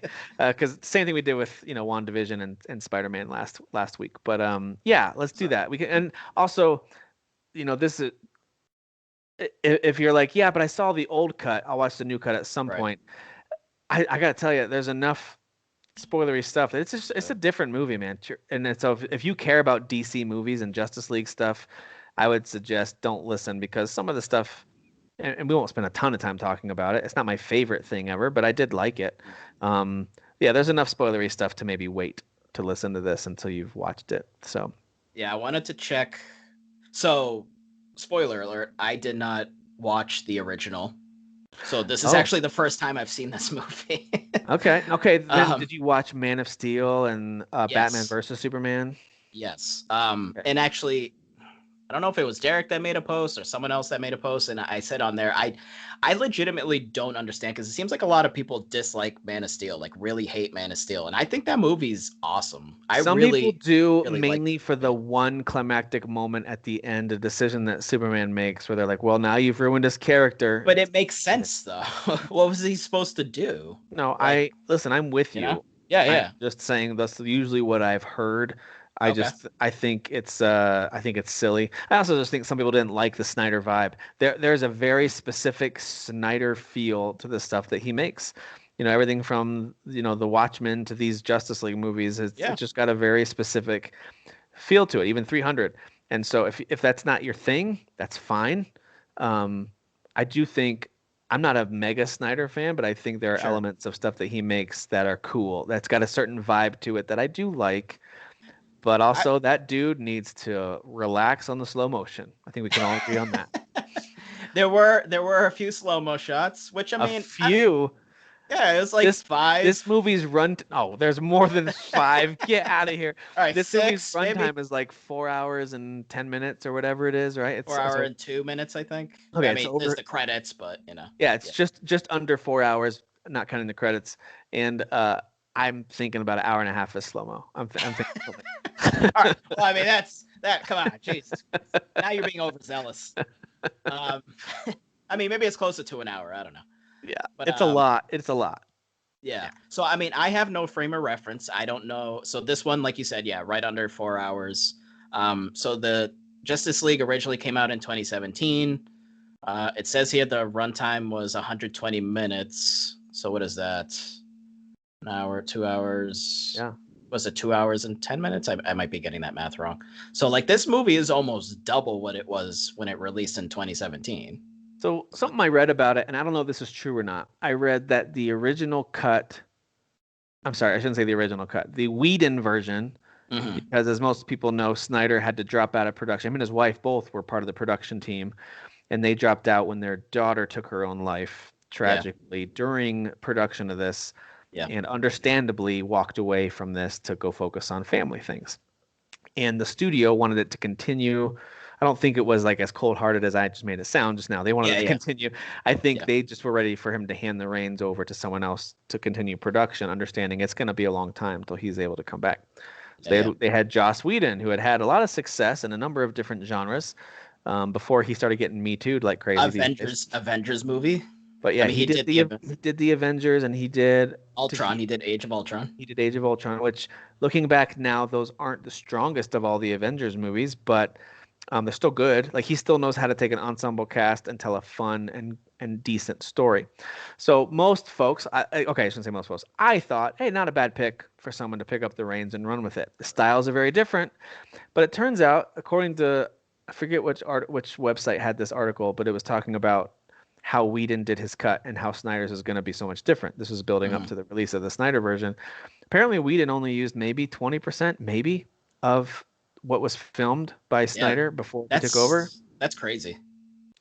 So they reshot a lot of it. And so a lot of what you saw was and so a lot of what Snyder had already shot was just left on the cutting room floor or just Okay. stored away, Yeah. Yeah. which now we know Snyder has brought back. He did a lot of reshoots himself, but he brought back tons of footage that Whedon had completely cut out, which is what we got to see with this new cut. Yeah. So they're two very different films in so many ways. There's some elements that stick, some scenes that they both used. There's some crossover, and some of the general story beats are still the same with some of the villains and stuff, but there are also new villains and there's new stakes, I think, in this version. So anyway, I would say this if folks hadn't seen either, I would say just skip the Whedon one. Just watch this. Like if you liked Man of Steel and then Batman v Superman, and you kind of wanted to see what happened next, because Batman versus Superman ends on a pretty, sour, sad note. Yeah. Knowing that it's going in, anyone who knows comics and knows these stories, they kind of know where it's going. And I think the Snyder version is the definitive way to see how the story continues. I do. Yeah. I Well, think it's the one to watch. I mean, this starts with that moment triggering the events of what ensues in this movie. Correct. And sort of allowing the enemies, Steppenwolf, which apparently he looks completely different in this one versus the other one. He looks different. I wouldn't say completely different. Well, his like armor like is different. The Isn't armor it? is totally new, right? Which looks sick, by the way. Yeah. The way all kind of like the metal pieces sort of like Yeah. weave and like kind of move, I think look kind of cool. It's like one of those pillows where you can push the pieces one way or the other. Yeah. Yeah. He's like a pillow. Steppenwolf. He's like a pillow. I actually really liked Steppenwolf. I thought he was kind of interesting. I mean, Okay. like sort of one-dimensional because he's like, you know what, like, oh yeah, like my leader, Darkseid. I'm just gonna worship this guy and do everything for him. But I don't know. There was almost like some emotion in his face when he kept talking to that hooded fella. Yes. When he was telling him how like, you know, Steppenwolf had betrayed him and he needed to like conquer 50,000 more worlds and blah, okay. I actually laughed out loud at that moment. I was not digging the movie from the jump. I was like, oh boy, originally here we or go the with Snyder cut? The Snyder cut. Okay. Because I already thought that even the Whedon cut was like, boy, this is not only an overly serious story, like I was kind of rolling my eyes at some of the main storylines in the Whedon cut, but then he ham-fisted a bunch of Whedon humor into it. Like, remember me? I did Firefly and Avengers, and I like to have fun, and it was cheesy, and I didn't like that. Okay. But this one, at just from the jump, was like, oh my gosh, everyone's taking everything so like there's gonna be no fun to be had in this movie. Was the vibe that I got from the out of the gate. Sure. And then all the stuff with Steppenwolf and the group that he attacks at the beginning and the way they're fighting. Yeah. I was kind of rolling my eyes a little bit. I'm like, oh my gosh, is this gonna be like one desperate, dire moment after another? Because this a lot. That's 4 hours of that's gonna be a lot to take. So I unfairly judged the movie after just part one and the start of part two. I was like, I don't think I'm gonna like this thing. I was already pretty negative on it. Yeah. And Steppenwolf was one of the big reasons because I'm like, Okay. cool, another voice modulated CGI villain. How exciting. Like I was very down at the beginning on his character and how they were setting up the movie. But when you said, I found him interesting, I liked him, I agree, because by the end I did really like, he was kind of this underachieving, desperate for approval villain, and I liked that because in one sense he's an enemy to be feared by everyone except for one major superhero essentially, and on the other hand he's kind of the black sheep of the villain family out in space. Yep. And I kind of got a little more what his motivations are and why he's so desperate for this. So I did like that. I liked him as a villain by the end. As much as I'm a big Marvel fan, he definitely is a better villain than a lot of what we've seen in even Marvel movies. Everyone from what was the first Guardian of the Galaxy's villain? Ronan.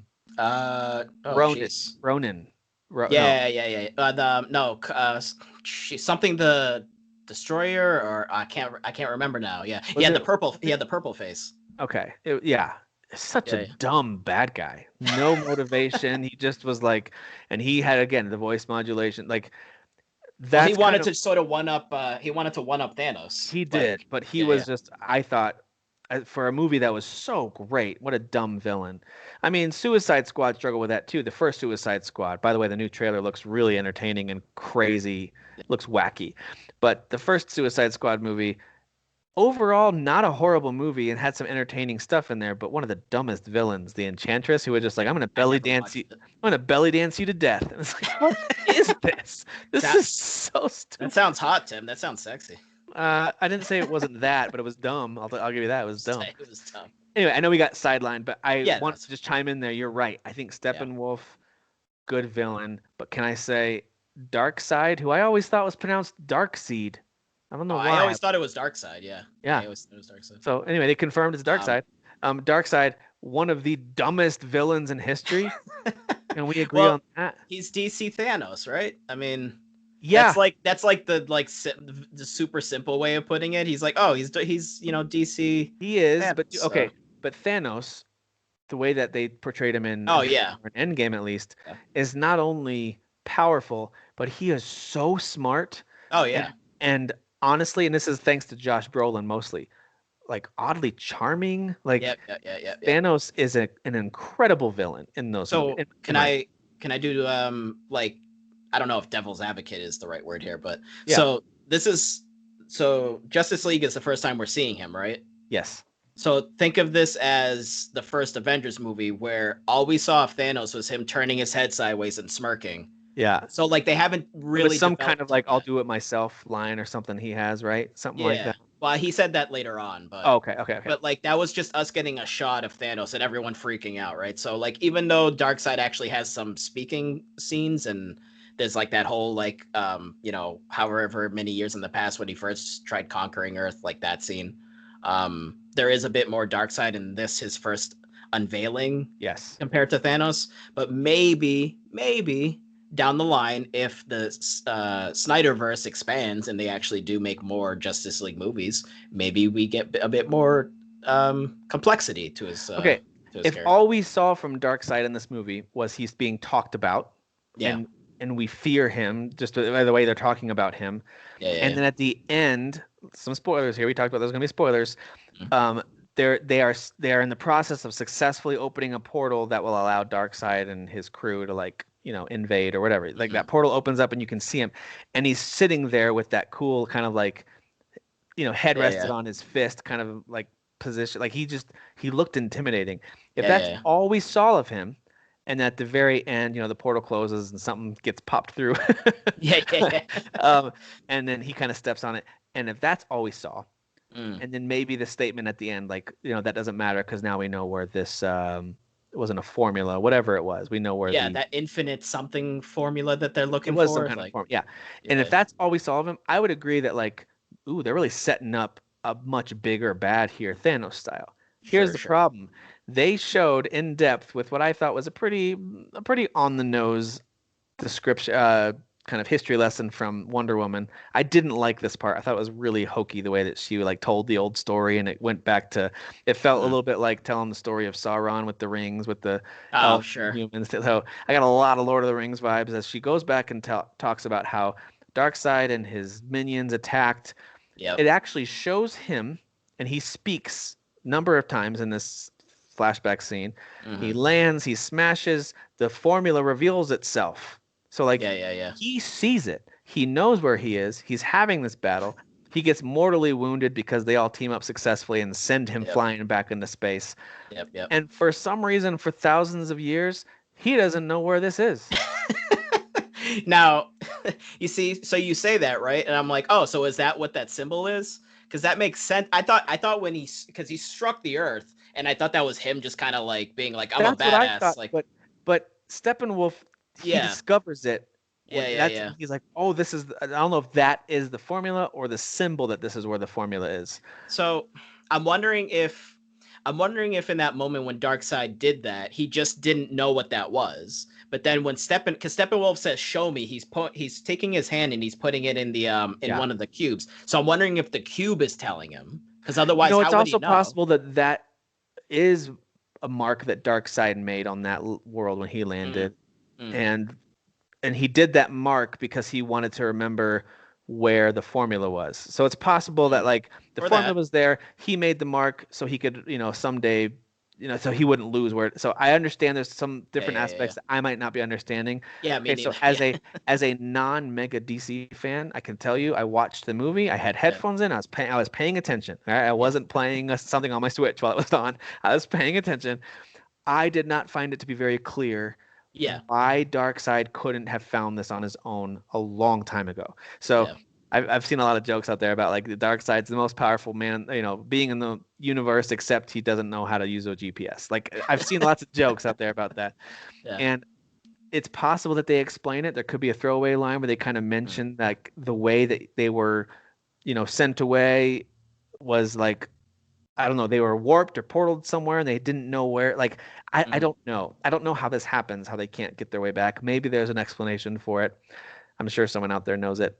yeah. I just found it to be, to me, it diminished the kind of the aura of fear around this big bad. You're right, the Yeah, that Thanos makes of sense. DC, because Yeah. it was like, you didn't know how to find this place? Like, you Yeah. were just here. Like, you were there. It's right under your feet. Like honestly, if they did that with Thanos, if they had had him early on, like see where a stone is, Yeah, yeah, and yeah. then later he doesn't know where that planet was, then I'd be like, what? Like how do you not know where that is? So Anyway, I Yeah, digress. That was to me, those are some of the few negatives. I got to make sure that I say some positives. sure. I did think that it was entertaining. I Yeah, think they yeah. added Snyder did a good job of adding the right amount of levity. It wasn't cheesy like Hmm. I didn't groan with what a dumb line. I liked that Barry Allen as Flash was really the only lighthearted character. Bruce Wayne threw in a So couple of awkward. zingers here and there, but like Yeah. it was appropriate. He's a grizzled Like old him president. him and Alfred, right? Like the kind of Yes. banter between him and Alfred. Like, Yes, and I thought it was good, and it wasn't like overdone. right. So I liked that. I remember I posted something about how I wasn't really digging it after the first part or two, and people were defending it, like, "Oh, you just want some jokes? You should go watch this instead." I'm like, I'm not saying I want jokes. I just want a storyline and characters that I care about, Yeah, and yeah. sometimes humor can help with that. But in the end, Snyder did a good job of creating a storyline that I cared about. I wanted to see how it ended, and Yeah. characters that in general I really liked. I loved the cyborg character this time around, and Yeah. I I love what they did with him. again, having not seen the original, I don't know how much they showed of things, so it's like I don't know how much backstory they gave of Cyborg and the Flash, Aquaman, like so Jason They Momoa. gave pieces of it, but not only was it different, for some of them it was Okay. completely different. For Yeah, yeah. others, it was just a lot of missing pieces. Okay. Yeah. Yeah, like Jason. So Jason Momoa, I surprisingly did not hate in this movie. To me, he's just like the muscular, like attractive guy that just happened to kind of get into Hollywood, and people give him that role of like, oh, he's got muscles and he's hot. Let's put him in this movie because of that. Like that's the vibe I just get from him. Same with coincidentally, the guy that's playing Deathstroke. Um, Oh yeah. that was in True Joe Blood. Joe Joe Bibba something Bibli. I don't know what his the guy last who name is. I believe they will eventually cast as Kratos when they make that movie, but Yeah, yes, exactly. To me, those same yeah. energy, just like Hawkeye with muscles that they just throw in movies to just have the women be like, "Oh, look, a Hawkeye in this movie." But I did not mind Aquaman in this movie. He had like a generally serious tone, which Yeah. I appreciated because that's kind of the tone of the movie overall. Yeah. Whereas the Aquaman movie by itself looked like there was way more kind of goofiness and like he just kind of like had more of that like dude bro tone that So I I don't think really. this is supposed to take place before the Aquaman movie, I think, I think so. because we're getting introduced to him Right, right. and he hasn't quite done whatever. I haven't seen Every Aquaman either, and I need to. It's on my list. I yeah. need to watch it because I've heard it's actually a pretty decent movie. Okay. Um, but yeah, and so we're introduced to him. We can tell he still hasn't found his place both in the human world or in the Yeah. whatever Well, undersea world. because he's half human, half Right. Atlantean, if that's the right And word. he's being begged to come back and lead the people, take his By rightful place, Willem Dafoe, whatever. by the By way. Willem freaking I Dafoe. did not know Willem Dafoe was in this because I saw him in the beginning where it shows the name. I was like, Willem Dafoe, he's in this Willem movie. Dafoe. Yeah. I was like, oh Yeah. yeah, I love that guy. I thought maybe he voiced one of the villains and they just modulated him so he couldn't. But no, when I saw him, I was like, oh, look at his long hair. Look at this guy. Yeah, dude, I love Willem Dafoe. He's He's awesome. ageless. He's the best. Yeah, he is the best. But yeah, no, I'm with you. I liked Aquaman too. He had a I couldn't care less vibe about him, but then when forced, when things kind of when push came to shove, you could tell he actually kind of did, and I liked Yeah, that. I think they needed a character like that on the team as well. yeah, Kind of the no nonsense tough guy, and I thought it was cool. Like, listen, by the end, did they have a ton of like high five, we're a team working together moments? No, they this Justice League movie, even the Snyder cut, I think had more.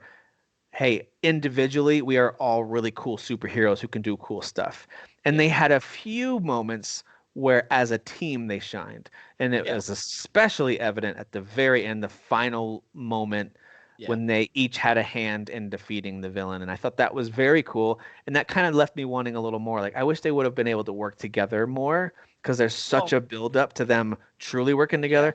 That being said, this is probably why there's the big hashtag and big movement to let yeah, Snyder keep going yeah, because yeah, yeah. chances are pretty good that's what we would see if he had a chance to keep going. I think we would see a much more cohesive Justice League group. The only reason I say that is because in the first Avengers, for all the flaws that it has, Mm. I thought that final battle, which is like a 30-minute sequence, maybe 25-minute sequence, Yeah, had dude. so many awesome, we've never seen this before, teamwork moments between the Avengers. You got to see everyone from Hawkeye and Hulk and Iron Man, Captain America, Black Widow. They're all working together in so many cool ways that I think the bar was set pretty high for a superhero team up. I didn't think this one delivered in a ton of ways, but there were some cool moments, especially while they're Well, trying to like make a break for the tower. I thought there were some cool I want. moments. I wonder if Snyder just kind of wanted to do it more like so like these people haven't known each other for that long, right? True. So they're kind of like in the beginning of like their relationship, like learning how to sort of work together. Because I mean, you have Batman that's just straight up just a normal dude, and, Yep. and he's trying to kind of keep up with it, which he kind of does. He He definitely does. he's holding his own, but he Yep. he doesn't have superpowers. Right. But then you got like this fast dude and this guy that swims in the ocean, and then you got this Amazon. So like all these different people coming together, trying to be like, how are we gonna like kind of figure out how our Yep. powers mix together? So I don't know how I would do um, it either. Like, how do you have them fight in the ocean, but also in the sky, but also on yeah. the land? And like, I'm not saying that'd be easy, Well, he but surfed down on that one freaking enemy's body, like that was awesome. That was very right Legolas through the moment. building. Like Yeah, yeah, that was a very Legolas in yeah, Return of the King moment. yeah, Um, I think they're also unfairly compared to like the fourth Avengers movie, where right. you see these battles where all these characters, like you just mentioned, the Justice League folks haven't known each other very long. All these Uh, Avengers characters have been working together for so long that I mean, dude, that final fight in oh my god, Endgame dude. is one of the best things ever. And now it has its cringe moments, like the girl Sure. power moment was so stupid. Um, Hey, but that is not progressive of you. they no, what would have been progressive is if they would have just had the girls all be awesome regardless. But they had to Sure. have a moment Yeah. where they all posed together like Oh it's yeah. the girls, Of and it was course. so dumb. It would have been just as dumb if it was like it's the boys on this side. Like that would have been But just as stupid. women did cheer in the theaters. In the theater room I was in, there was Uh-huh. definitely like woo, like girls cheering. It's like, all right, I mean, whatever. I think mine had an audible groan. I can't remember, but anyway, all that to say, there are so many cool moments, even in Infinity War, when you've got Doctor Strange and Spider-Man teaming up together for the first time. And it just works perfectly. And it's just like it's one of those things Yeah, you yeah, just yeah. get chills and you're Oh like, yeah. where's the rewind button? I gotta see this again. Yeah, yeah, yeah. Um, and I am not saying that Justice League as a movie franchise needs to get to that level immediately. Mhm. I just felt like, and this again, it's probably unfair because of all the superhero stuff I've watched at this point now, I felt a little underwhelmed when the action finally started Yeah. happening at what they delivered. It felt a little bit like, okay, that was fine. But I mean, I've seen Zack Snyder do some insane stuff in 300 and in The Watchmen and some of his other stuff. Even Batman versus Superman, I thought they had better action moments at times. So I I wonder. was a little underwhelmed for a 4-hour movie when it came to the action when it was all said and done. Well, it. It wasn't bad, just a little Yeah, underwhelmed. yeah.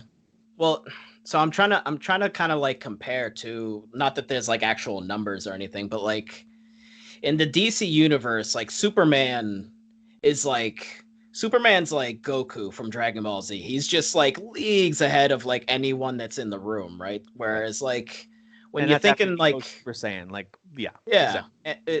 like with the Marvel movies, it's like you definitely have some players that are like Captain Marvel, for example, right? Like she's Thor. almost yeah, like are kind of almost like at that level, but like even Thanos was still kind of like deflecting them a little bit, you know? Right. Whereas like Superman at the end of this, like he's coming down at that axe at Cyborg, and it literally just like don't like he's Yeah. just like just thuds on his shoulder. He goes just freaking like a little like blowing a leaf off of it, like just ices the axe and then Which was smashes cool. it. Let's Like be honest, that was yes, cool. yes, But but like he's it takes just the threat away when he's around. well, Like that's that. what I mean. It's like it's difficult because you're trying to balance all these characters that are like different power levels, so to speak, and then like they're really just trying to fend off Steppenwolf, but like Steppenwolf is stronger than all of them, and then Superman just comes in. He's like, all right, well, I'm gonna finish the job. Well, So that's why when again we're doing spoilers here, when they do bring Superman back, they use one of those cubes and the power of it to reassemble him and kind of bring him back and to he's life. And confused and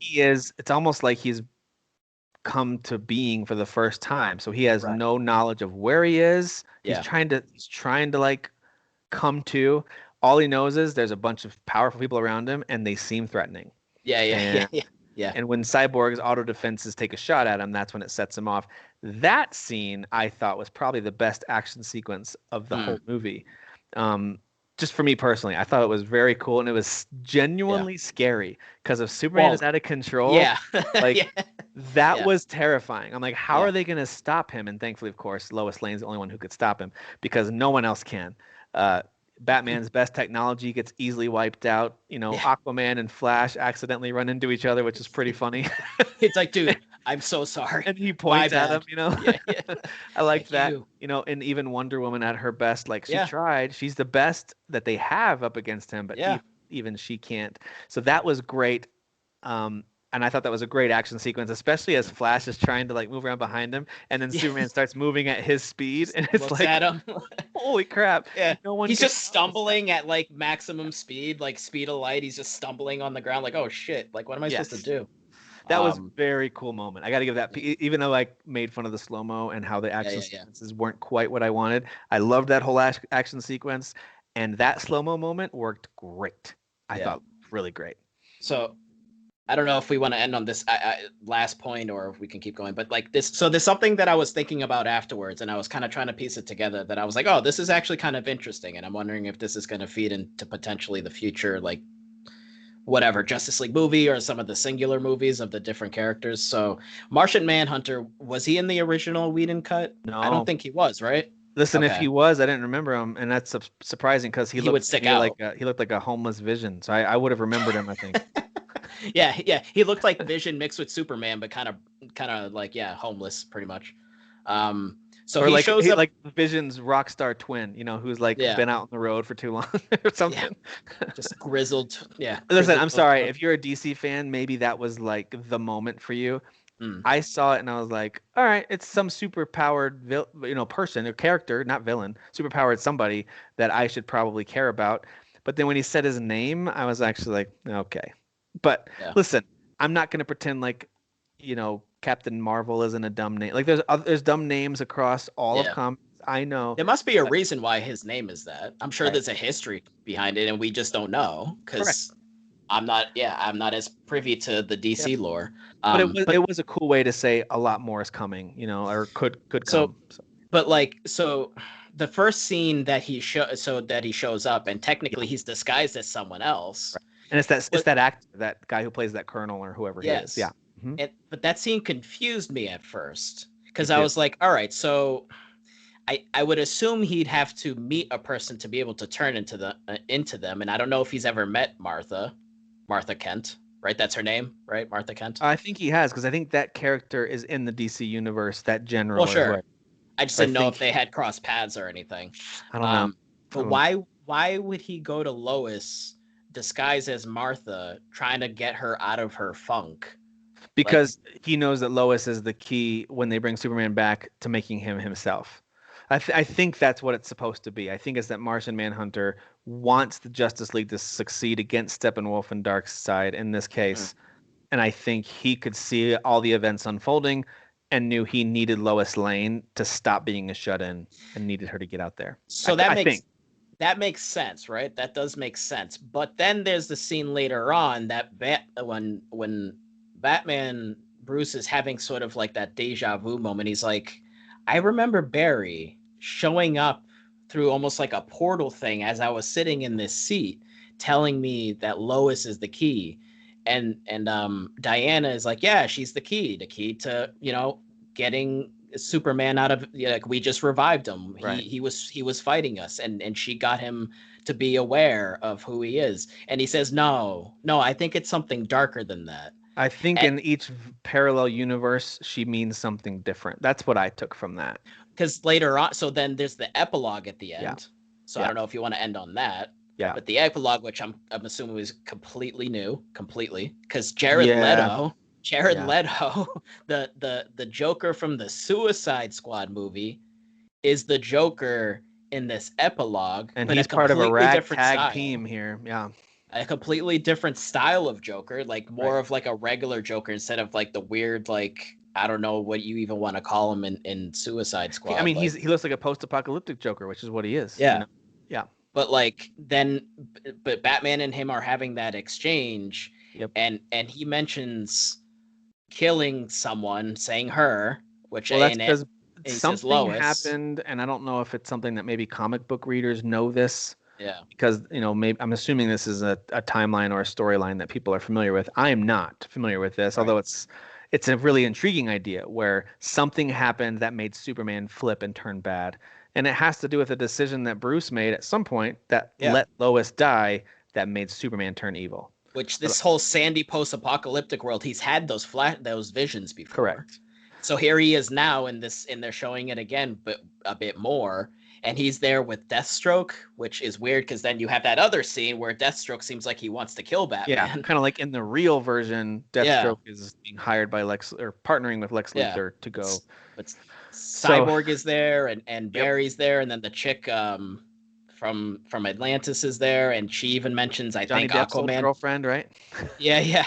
Which which is surprising, right? Because I feel like she's probably not going to be in movies anymore, but here she is acting in this new scene that Snyder did, like because there's all that kind of stuff going on with her, but that's a whole separate thing. Yeah, no, it's Uh, it's just the main thing that Joker says to Bruce because he loves getting under his skin and mm, making sure that he knows you're not actually a hero and here's why. And he lets him know that like, hey, how many universes did you save yourself? right, Are right. you alive? Because and it makes it sound like whatever Bruce did saved himself and got Lois killed, and Yeah. that's why Superman Clark is was angry. bad.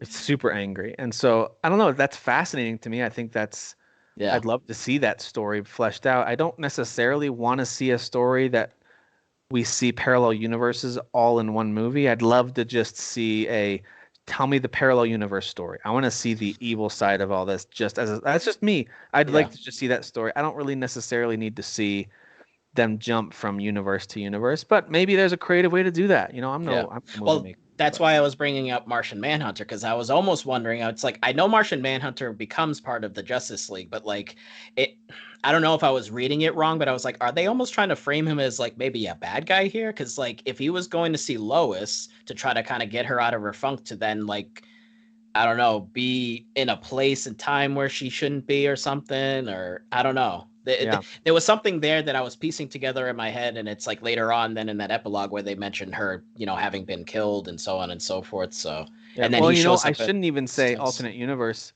It's possible that Snyder was letting us know like this is the future of this universe. Yeah. That's also a Well, possibility I should consider. the Flash can mess with time as he literally did in this movie because he runs faster than the speed of light and apparently Right. just kind of rewinds everything.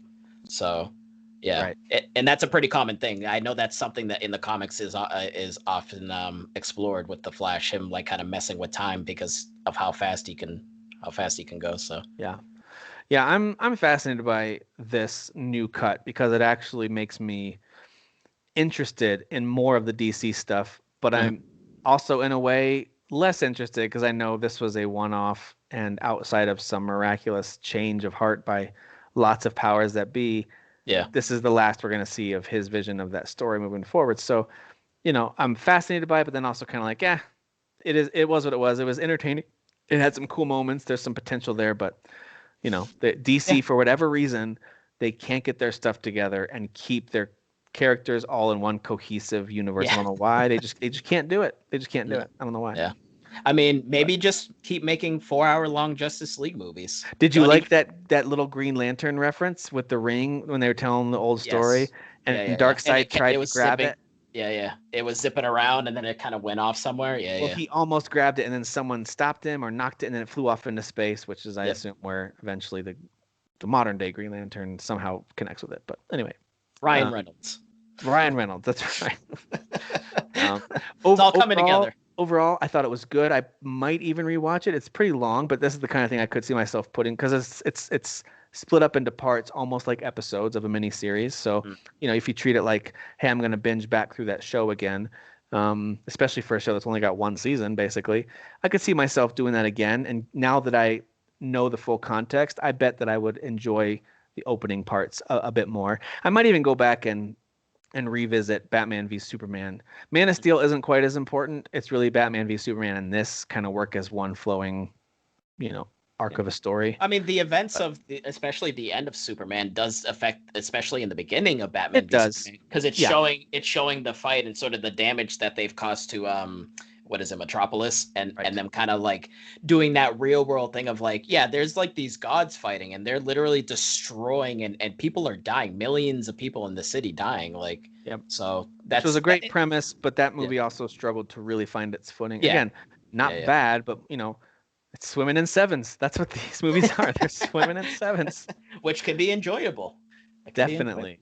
Yes, Absolutely. yes, And as a very casual, if anything, comic book reader, I didn't have any strong opinions going into any of these. I just wanted them to be good and cohesive, make sense, and be fun. And for the most part, Marvel's delivered on that. They've missed on a few. I haven't loved all those movies. Some right, villains yeah, and characters have totally missed. yep, I thought Age of Ultron was good, but maybe it really missed on a couple things. I feel like they should bring Ultron back. He's just awesome. It was a kind of a weak way for him to go, I thought. But anyway, Spader, yeah, yeah, I loved that take. But yeah, that one landed for me. And the DC movies have just outside of the Nolan trilogy of Batman movies, they've struggled to hit. Like I loved Wonder Woman, but then the sequel was bad. And I really like Shazam, but that's kind of more of a comedy yeah, superhero movie. And I have no problem with that. I loved it. I thought it was fun, but I don't take that as a serious DC entry. yeah. So, They're doing Black Adam, which is The Rock's going to be portraying Black and I Adam. I heard don't. Pierce Brosnan's going to be in that. I just heard about that. Yes, yes. 007. Yeah, the old Well, 007. that is so basically the Snyderverse is the equivalent to Greedfall for Derek. The Or the Snyderverse is the Snyderverse Greedfall. is like Greedfall and Maneater and Outriders all Yeah. mixed together. Yeah. Yeah, it's just for Derek. This whole series of movies is just all for Derek.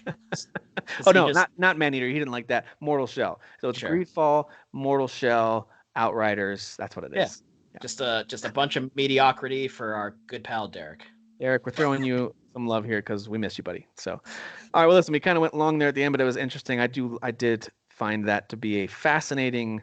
This is really a first time that I've ever seen anything like this with the movie being recut and put back together in this way, where it's in all these parts, and now it's released across a streaming platform. Like this is all new territory for most of us. So, if nothing else, that's interesting. But I love that I started out with such a negative opinion of it, and I had watched like an hour, maybe an hour and 10 minutes, and then turned it off because it was late that night, and then I moved on to other stuff.